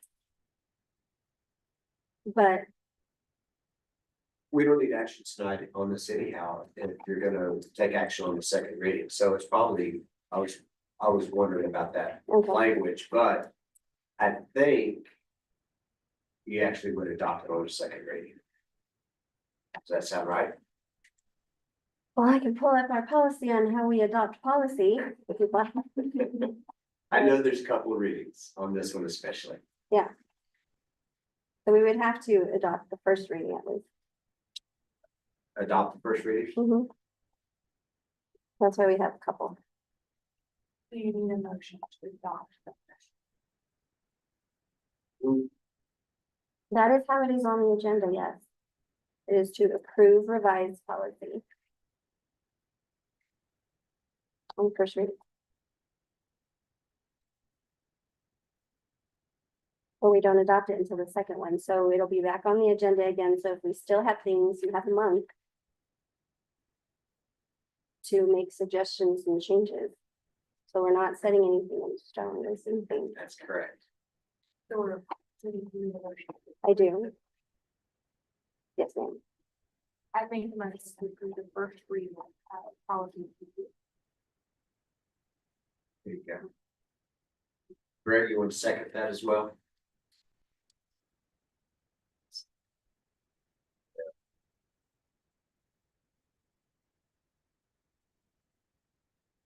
No, this is a friendly amendment. What? It'd be a friendly amendment to her first motion is what this would end up being. Because technically, We got a motion. There's a motion and a second, so there's a motion on the floor. So we're just adjusting the language a little bit.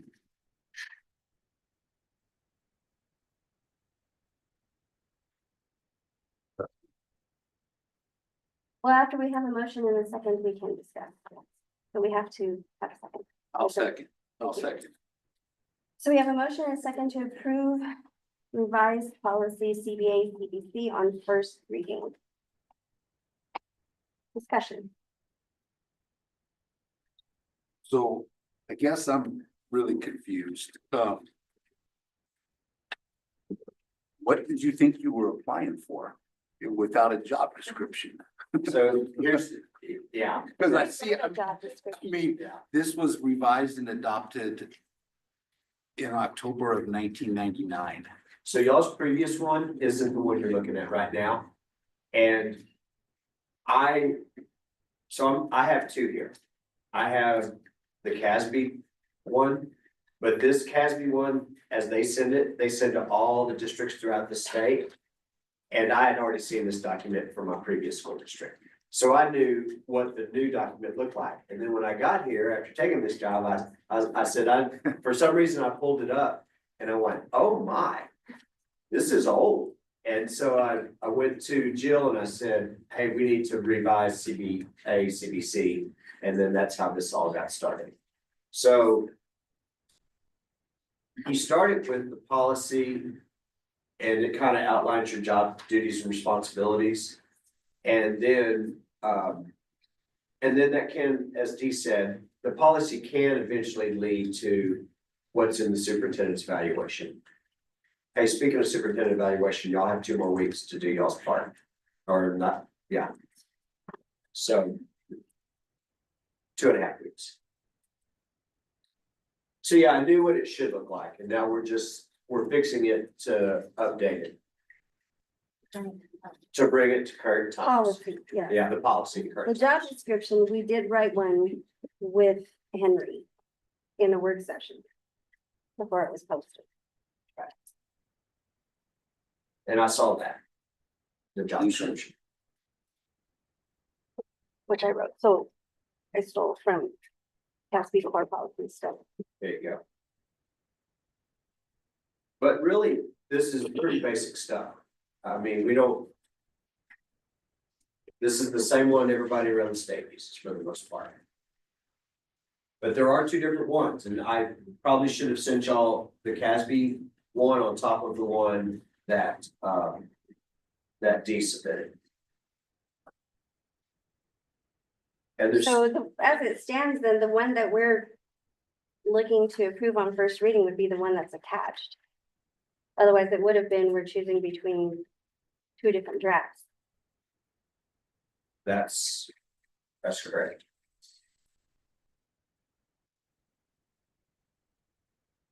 So it looks like, Dee, that you, from about performance responsibilities on.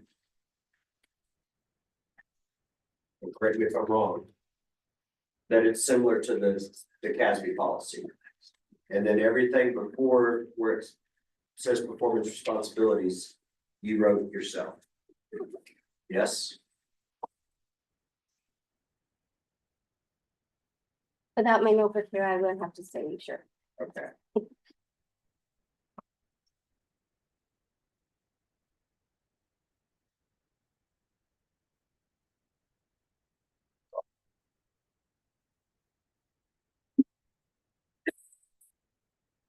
So the parts that we did, the parts that you did, I'm concerned about this because it feels like, you know, we're trying to do work sessions, we're trying to do stuff together, and then you are our board president, but I don't want it to also be like you're speaking for yourself, but not for the board, you know what I mean? Like it just kind of like, couldn't we have done a work session to like do these extra things? Cause it kind of just feels like it's the same stuff that keeps on happening, like the communication issues, everything that I've complained about with you in private. When I seen this, I was like, okay. I thought we were gonna work Did we together and start send that email? so we could learn how to do this stuff together, also with the agendas, all that stuff. So writing those extra parts without us all together, it just feels a little like you're speaking for us and not as a collective. And I mean, you're speaking for us, but you're not like the board yourself. So that's just the way that I feel with this. Just kind of irritated me because I was reading it and I was like, So I just wanted to put that out there. So I definitely would like to learn how to do this stuff and do it as a collective and do a work session. And not be like, but here it is, there you go. Okay, so to that. It is put the agenda for a first reading so that we can do this as a collective to discuss. We get the agenda before the meeting so that you have time to research and review. So this was just my input. I didn't know that that was going to be the one that was put up as the draft for us to look at, to approve. It was something that I had sent to Jill and said, here's my input. I assumed that others would also share their input and then we would discuss it together at the meeting. With that, because with it's the a- agenda is, how am I supposed to know if this was on there? I was given it plenty of time, that's why I read it, but that's the concern I keep on having is like, okay. Why didn't we talk about this? Was, hey, all you have to do is just send me an email, this is something that we're looking at. It would, you know, it would have been real easy, like, I'm just kind of. So then my question to you is, when you saw this and then you had questions about the draft and you're like, did you send me an email or anything about it? That, No, because I'm put on the spot, that's the whole point of what I'm talking about. Oh, It's we like, put it's like, forth all a right, meeting we are getting Susie? this information, yes. It's the same stuff that you do, like, I'm like, all right, I'm looking at this, and I'm like, all right, what is this? You could have at least been like, hey, I'm sending you this. We're gonna be looking at it at the meeting, we're gonna be going over it. But no, it I wasn't sent like, it to Jill. I didn't know she was going to attach it. As board docs is the only One of the draft. things, yeah, one of the things that I could do is like tomorrow I can get Jill to send us the CASB version of this, and we should have attached both versions. How did I get the CASB version sent out to y'all immediately tomorrow morning? And that may help, so you can see them side by side as well. Can we also get, your list of goals? So then we can just have all the documents together, so we can List just of have. goals. My Because current, it's supposed to align with his goals, correct?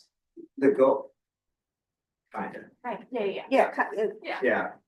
The goals could be based off of the job, the policy job description.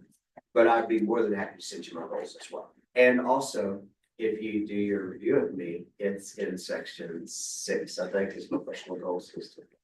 So there you go, there's a plug for the review. But I can send you that. Just that way we can have like all the documents. All of it like, together. right side. So I've got down to send you the CASB version, and then I'm also gonna send you the goals that we're working on this year. Which wasn't a CASB version provided last.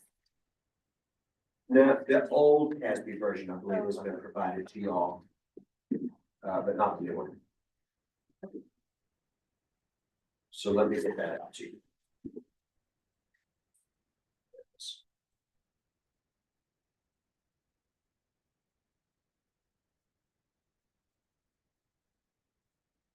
so then do we have input on what is in, since it was like that, do you have things that you like made note to that you want to change or that you have questions of?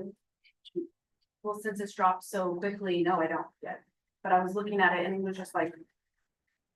So now that I have time to do that, we can do a second reading, yeah. This is the first reading, not the second reading. Yeah, we always do a second reading.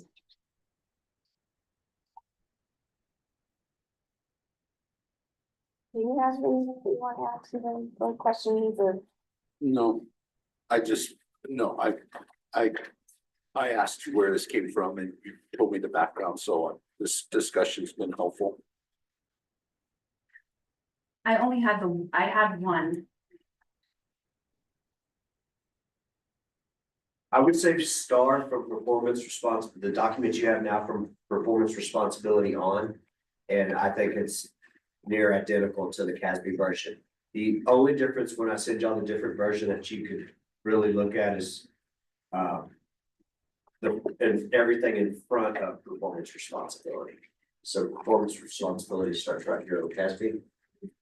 And it's page 2 on the current document that you have. So that's the main difference. Would be that whole preamble before, performance responsibility. And then I'll get y'all all the rest of the documents as well tomorrow, or I give Jill to, For email services. sorry. Okay.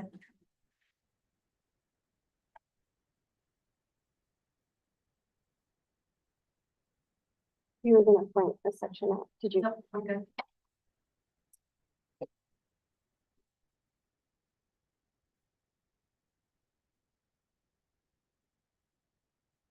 I did have one question. Okay. For the education certifications, when we were doing his, job description. Like it was right, you know, that the superintendent certification, that wasn't a thing anymore, or that the superintendent license? Is that- A license, but that's why it says that a holder be qualified to hold. Oh, okay. You know, I think that's a really good question. And I believe the answer is in the state of Colorado, you don't necessarily have to have a certification. But I think it's well within y'all's means to say we want our superintendent to be certified. So there is, There absolutely is a certification. I couldn't remember. Yeah, and But then thinking of previous when we did that conversation, when we were just trying to decide if we wanted to have. If we wanted that to be a requirement, because then it was like, what if we are excluding people right away? Because Right. the old one had it. It requires, yeah, and then that's why, and I think it's Rocky Ford and Shara both had hold or be qualified to hold, and then that's where I took that from, because it made more sense for this area where it's already hard to staff key personnel. And there should be that flexibility, if we have a qualified person, and that's why I just adopted their language with holder be qualified to hold. so. I get that for sure, Rocky Ford. This is just my 2 cents. Y'all do what you want. Y'all should demand it. Y'all are bigger. Y'all should almost demand a doctorate degree. I mean, this is a big job in Colorado. 1,200, almost 1,300 students is a, believe it or not, we're a pretty big district in Colorado. So little districts. Well, I can tell each other, but I won't. You know, they may say have a pulse, you know, show up work, I don't know, but this is a big district. So feel free to say you should have a certification. Because people that might apply for this job in the future, they should have a certification. I'm not sure I agree with that. And that's why I just made it my opinion. I think we could strongly suggest, but I think given where we are, I think Yeah, we need to cast as wide a net as we can. And I think a lot of school districts are moving to non-traditional superintendents. And if we make that a requirement, we're potentially missing people that could be good superintendents. I totally understand that. And then the master's degree, I would ask y'all, I think it should say master's degree or doctorate degree. Or you could just say master's degree or higher, either one of those.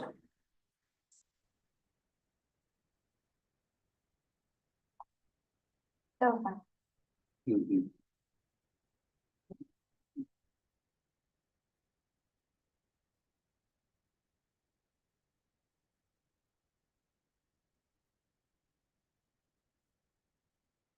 Okay.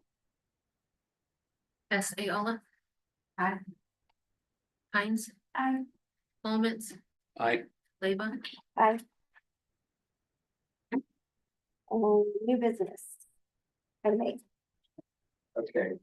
On A, again, as it always says. If we could have a motion, Heather has a presentation after we have a motion. So, yes. I make a motion to approve the 24-25 final budget and appropriation resolution. Second. We have a motion and a second to approve the 2024-25 final budget appropriation resolution as presented. Discussion? Heather, ready? It is on Liberty, I guess.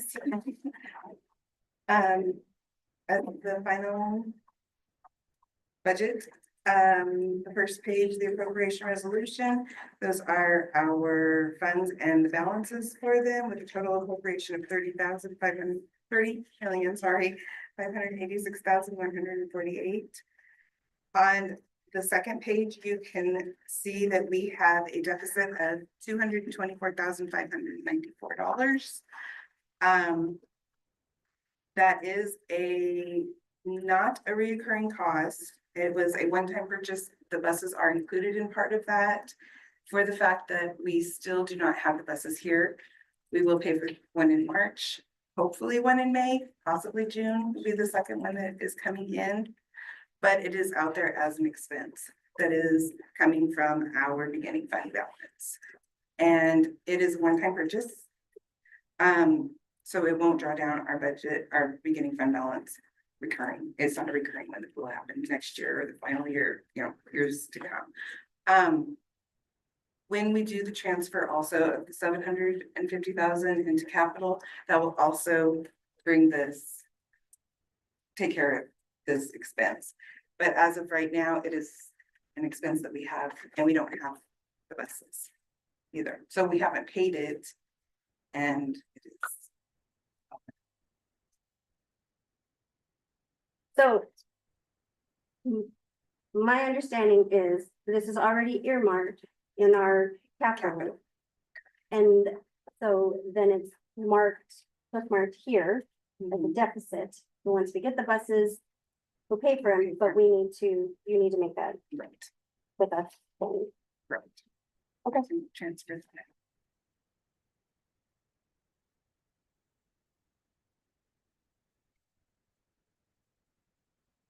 Keep going. Yeah, I was just waiting for anyone else. Then the preschool fund, that's the 61,000 that I had talked about earlier that we had received. Will we be getting more money from For the state preschool? for preschool?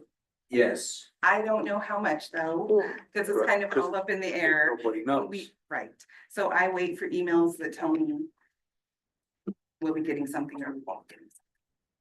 So is that preschool money allocated, spent, or is it just, we're just holding on to it? A little bit of both. I mean, we have it, but we also pay our paras that we have employed there. Okay. So it could be considered an expense or revenue that's covering those expenses. We did receive money earlier that did go to CDS, and we were just kind of a pass through for that. The state sent it to us and it went on to CDS. Okay. But Is it a pass through? I guess why doesn't it just go directly to, why does it? because we don't have, we have the 3-year. We have the 3-year olds.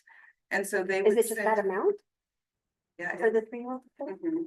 And it just came through us. It just was a pass through. And then they get money for the 4-year-olds. And they get their- 4-year-old director that Yeah. comes to us as well. Not anymore. Not It anymore. goes to them. Okay. Okay, that's why I was like, I don't understand. And the only 3-year-olds we get paid for are special needs students. Okay, that needs to proceed. Where are we at? Food service, we did have 174,000. Of course, that was the requests of a bigger amount coming in. So that's where we're kind of like budgeting that. We also started the CACFP program this year. So that would be more that it's kind of more revenue. The folks at home, what is the CFP? We did. Child and adult food association. I can't think of what the second one is. Because they renamed it. Yeah. That was part of the Yeah. thing.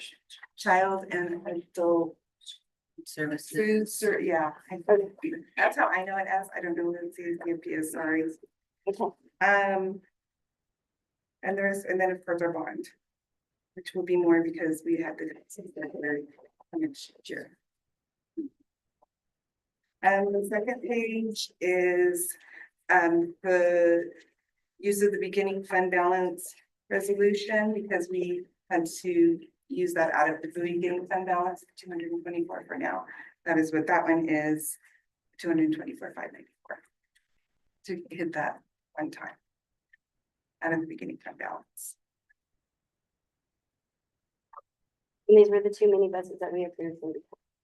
Wait, no, we have Yes. one bus and then two minibuses. We have three buses. It's one, no, it's one One big minibus bus and is a half bus. this red bus with the lift.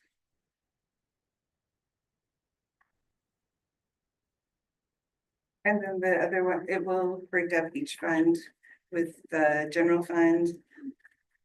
And the revenue and expenditures from there on for each page. Question?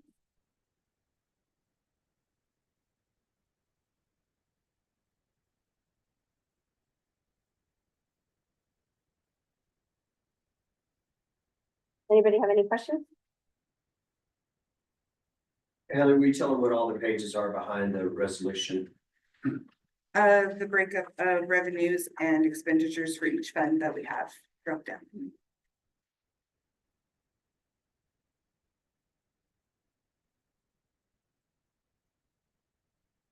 I have a question, but not related to this, sort of. Sure. When do we start working on the next budget? What's the timeline? I'm planning on starting that in March. Right. Meeting with Mr. Blanco, and I will meet with like different departments in the school, get lists of needs that are for each department, and then going from there. We'll sit down with each one. Well, just not to get off this budget, but just walk me through the process of developing this document. Well, as my budget that I will do. All right. That is my, yes. So we're learning this together. That is my process, is I would like to sit down with each director in March, probably after spring break, right around that time. Get a list of what they're wanting, needing, and Mr. Blanco and I then decide as we go through each one, how to allocate the amounts. And look back at this budget. Did we spend more in certain areas? Did we spend less? I would like to sit down with the principals and Jared to see other expenses that we might need and go with the revenue that we have and make changes that way. When would we approve 25, 26? It has to be By, approved by June 30th. this year. Yeah. Okay. And then, Gotcha. I So will the bring it next to you. year. Yes. Yeah, I got it. Okay, and what happens, Greg, is we do our best guess, Yeah. right. essentially. Because sometimes the legislature isn't done, we don't know exactly how much money we're getting from the state.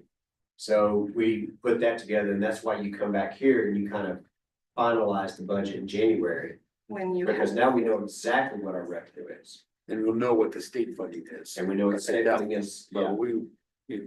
yeah, it'll be a guess. And Right. then in Right, yeah. between, June 30th, as Heather mentioned, in January, we do our October count, Right. first week of October, and that determines exactly how many students are gonna go here. D does a lot of that, all of it, I guess.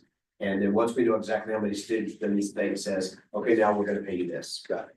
And on the quarterly reports, there's a percentage, if you see that, and some of those percentages, for the second quarter should be about 50%, I 48 saw that, in that. yeah. Some of them are going to be higher, but then we may not have any more As we as we go on to the I third and figured, fourth. yeah. So I kind of look at those now that we have this budget, and I'm gonna start looking at those saying, well, we've spent, 98% of whatever this line, so we need to slow down on student in that. Okay. Does that- And one of the things when Greg and I had lunch, I'll share with the rest of the board, one of the propositions that the governor made was to take away, average.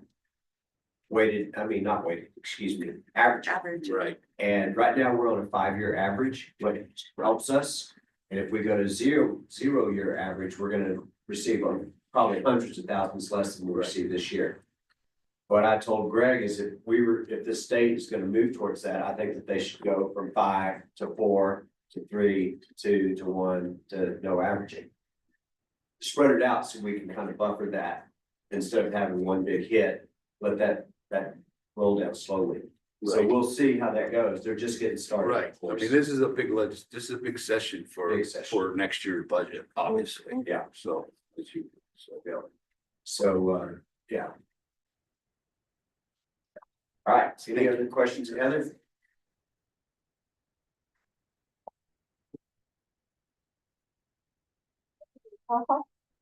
S.A. Olla. Aye. Heinz. Aye. Colvitz. I, Leyland. I, Thank you. item B, We have an engagement letter for our legal services through Kaplan and Ernest. I thought that little memo I sent y'all this weekend was a good example of how they go above and beyond to really help out their school districts. And you'll see a lot more of that. I've worked with Kaplan and Ernest for 2 years in my previous school district. They're fantastic. I like them. They are the largest firm in Colorado. And if you have a specific need, they have specific lawyers to help you with. Coulter will be our main contact, and I'll be spending some time with her in February at the Winter Superintendent Conference. And I think we're set to meet for a couple hours to just kind of get to know each other and lay out some things going on with the district. So with that, Madam President, I recommend that we approve the engagement letter for legal services for Kaplan and Ernest. Make a motion to approve the engagement letter for legal services. Second. motion is second to approve engagement letter for legal services with Kaplan and Ernest as district legal counsel. discussion. Oh. Couple things, I've worked with Kaplan and Ernest in my previous life, I think they're great. I thought their fees were very, very reasonable, I was surprised. Yeah. My two things, it doesn't have the agreement, doesn't have a length of the agreement. Doesn't have a start or are we on a year deal with them, a 2-year deal? That was lacking. And the second thing, there was no language dealing with termination.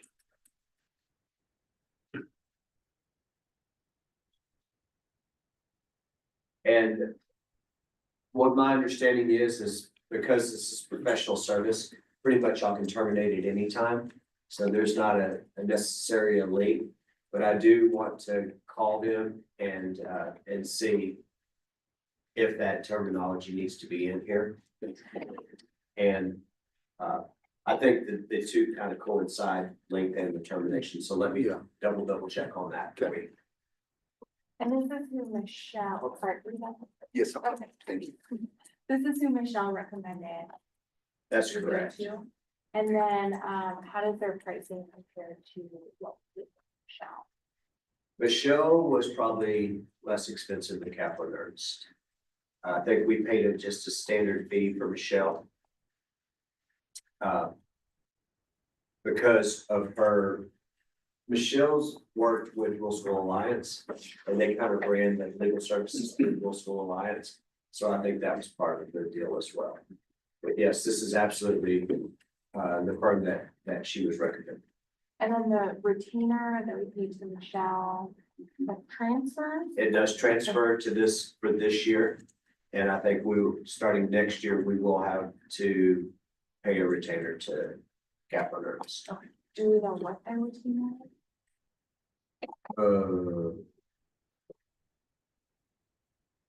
I don't have it in front of me. But it was.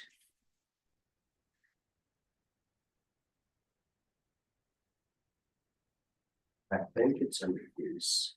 Hold on a second. Didn't see it in there.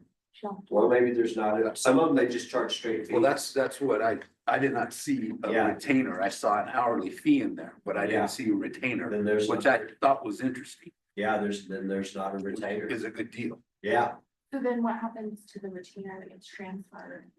I think what we just paid an upfront fee to Michelle, and it was like $500. Oh, okay. Yeah, I thought it was. and I think we're working. Dee, what did she tell us that we get to work off of that agreement for the rest of the year? Mm. And then we'll actually, So then this one will have to start tomorrow when she's done, is that? yes. Is that correct? Okay. But if we turn this in, I'm already calling them and they know there's a training. So they're okay with that.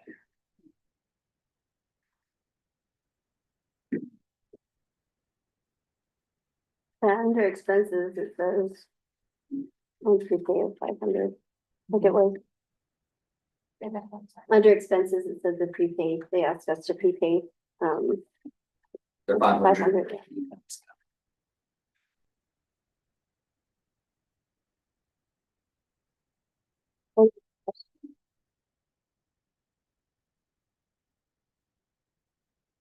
Roll call? S.A. Olive, Aye. Heinz, Aye. Holman's, Aye. Leyba. Aye. Item, where's my note? Item C, LBD is a policy dealing with relationships for district charter schools, of which we do not have a current district charter school relationship. And there was only one small change to this policy on the second page. And it says, if the board approves the district charter school application, a district charter school will use the school and fiscal year July 1 through June 30th, following the submission of their charter application as planning year. A district charter school will begin in the fall of the school and fiscal year following the planning year. And so that's the only change to that policy. So my recommendation, Madam President, is that we approve this change in this policy. Or approve the revised policy LBD. I make a motion to approve the revised policy LBD on first reading. Second. motion is second to approve revised policy LBD on first reading. Questions, comments? Well, it's just revised because of House Bill 231025. Roll call? S.A. Olive, Aye. Heinz, Aye. Holman's, Aye. Leyba. Aye. Item D, Item D is very similar. It's LBD-R. And the only changes to LBD-R you can find on page 5 of 9. And it is talking about between February 1 and April of the year preceding proposed opening of the district, the applicant shall submit the application to the district. It goes on to say that the district administrators will document the missing components in a written notice to the applicant within the 15-day period. And then they have a chance to resubmit after that 15-day period. So it's a very small change. And it's a policy that we are currently not using, but I recommend that we approve the revised regulation LBD-R on the first reading. Make a motion to approve revised regulation LBD-R on first. and final. Second. motion is second to approve revised regulation LBDR on first and final reading. Questions, comments? Roll call? S.A. Olive, Aye. Heinz, Aye. Holman's, Aye. Leyba. Aye. Item E, Final item here tonight on new business is designated official posting sites for board meeting notices, and that was attached. I think there was 4 or 5 posting sites. And I recommend that we approve the designated official posting sites. For y'all's information, those are board docs on district website, central office bulletin board, each school building and notification to local news and radio stations. Make a motion to designate official posting sites for board meeting notices. Second. Motion and second to for the designation of, I'm sorry. Official posting sites for board meeting notices. Questions, comments? Do we have a local newspaper? Yeah. We do this stuff, yeah. We do. I think mainly we have to post it on our building, but we do disseminate it to all the other locations. I don't know about the newspaper. What shows up after the meetings? Yeah, maybe. 3 to 5 business days. Any other questions? Roll call. Alla. Aye. Heinz. Aye. Colomans. Aye. Leba. Aye. Board comments. Sure, I'll go first. I just want to say, I know it was a difficult Christmas break for the district and a lot of families in the district, and it was a tough break, and I thought the district and the administrative team responded really well, and thought that was great. So I came from the chamber banquet. The high school choir was the entertainment before, and they were great. Awesome, thank you. And it's probably already happened, but Mrs. Ayala got the Volunteer of the Year award tonight at the chamber banquet. I thought that was pretty cool. So wasn't there, but thought the math club presentation was terrific, and the cheerleaders were great. Also want to give a big shout out to the Lady Tiger Wrestling team for winning the first women's wrestling championship in school history. So that's pretty cool. Yeah, that's big. That's all. Anyone else? I want to say thank you for bringing the math club here. I know my son in particular has been excited for weeks about it. And practice for probably That's about 1 awesome. to 2 weeks. So, it's just really cool to bring the kids here and let them share all the hard work and everything. I think we set a record on attendance tonight too, because of that. That was pretty cool. I hope that's fine. Stacy? I'd like to thank you guys for coming for your presentations. When we were at that JAC meeting, there was a lot of confused parents about how that all worked out and not played. I think they were a little upset because they were like, well, there's no kind of like a program that goes into the college and you guys are trying to explain it. It was like, so this presentation really helped. And especially if people can see it. And like you say, if parents ask for it, well, now if they know it's there, then they can be like, hey, I didn't know you could do that. But yeah, I really enjoyed that. Thank you guys.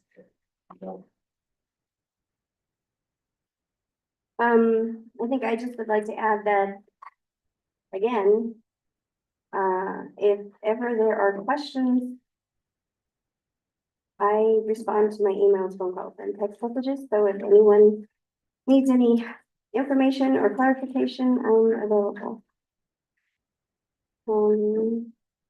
With that, with no further business, we are adjourned. 9:13. Thank you, everybody.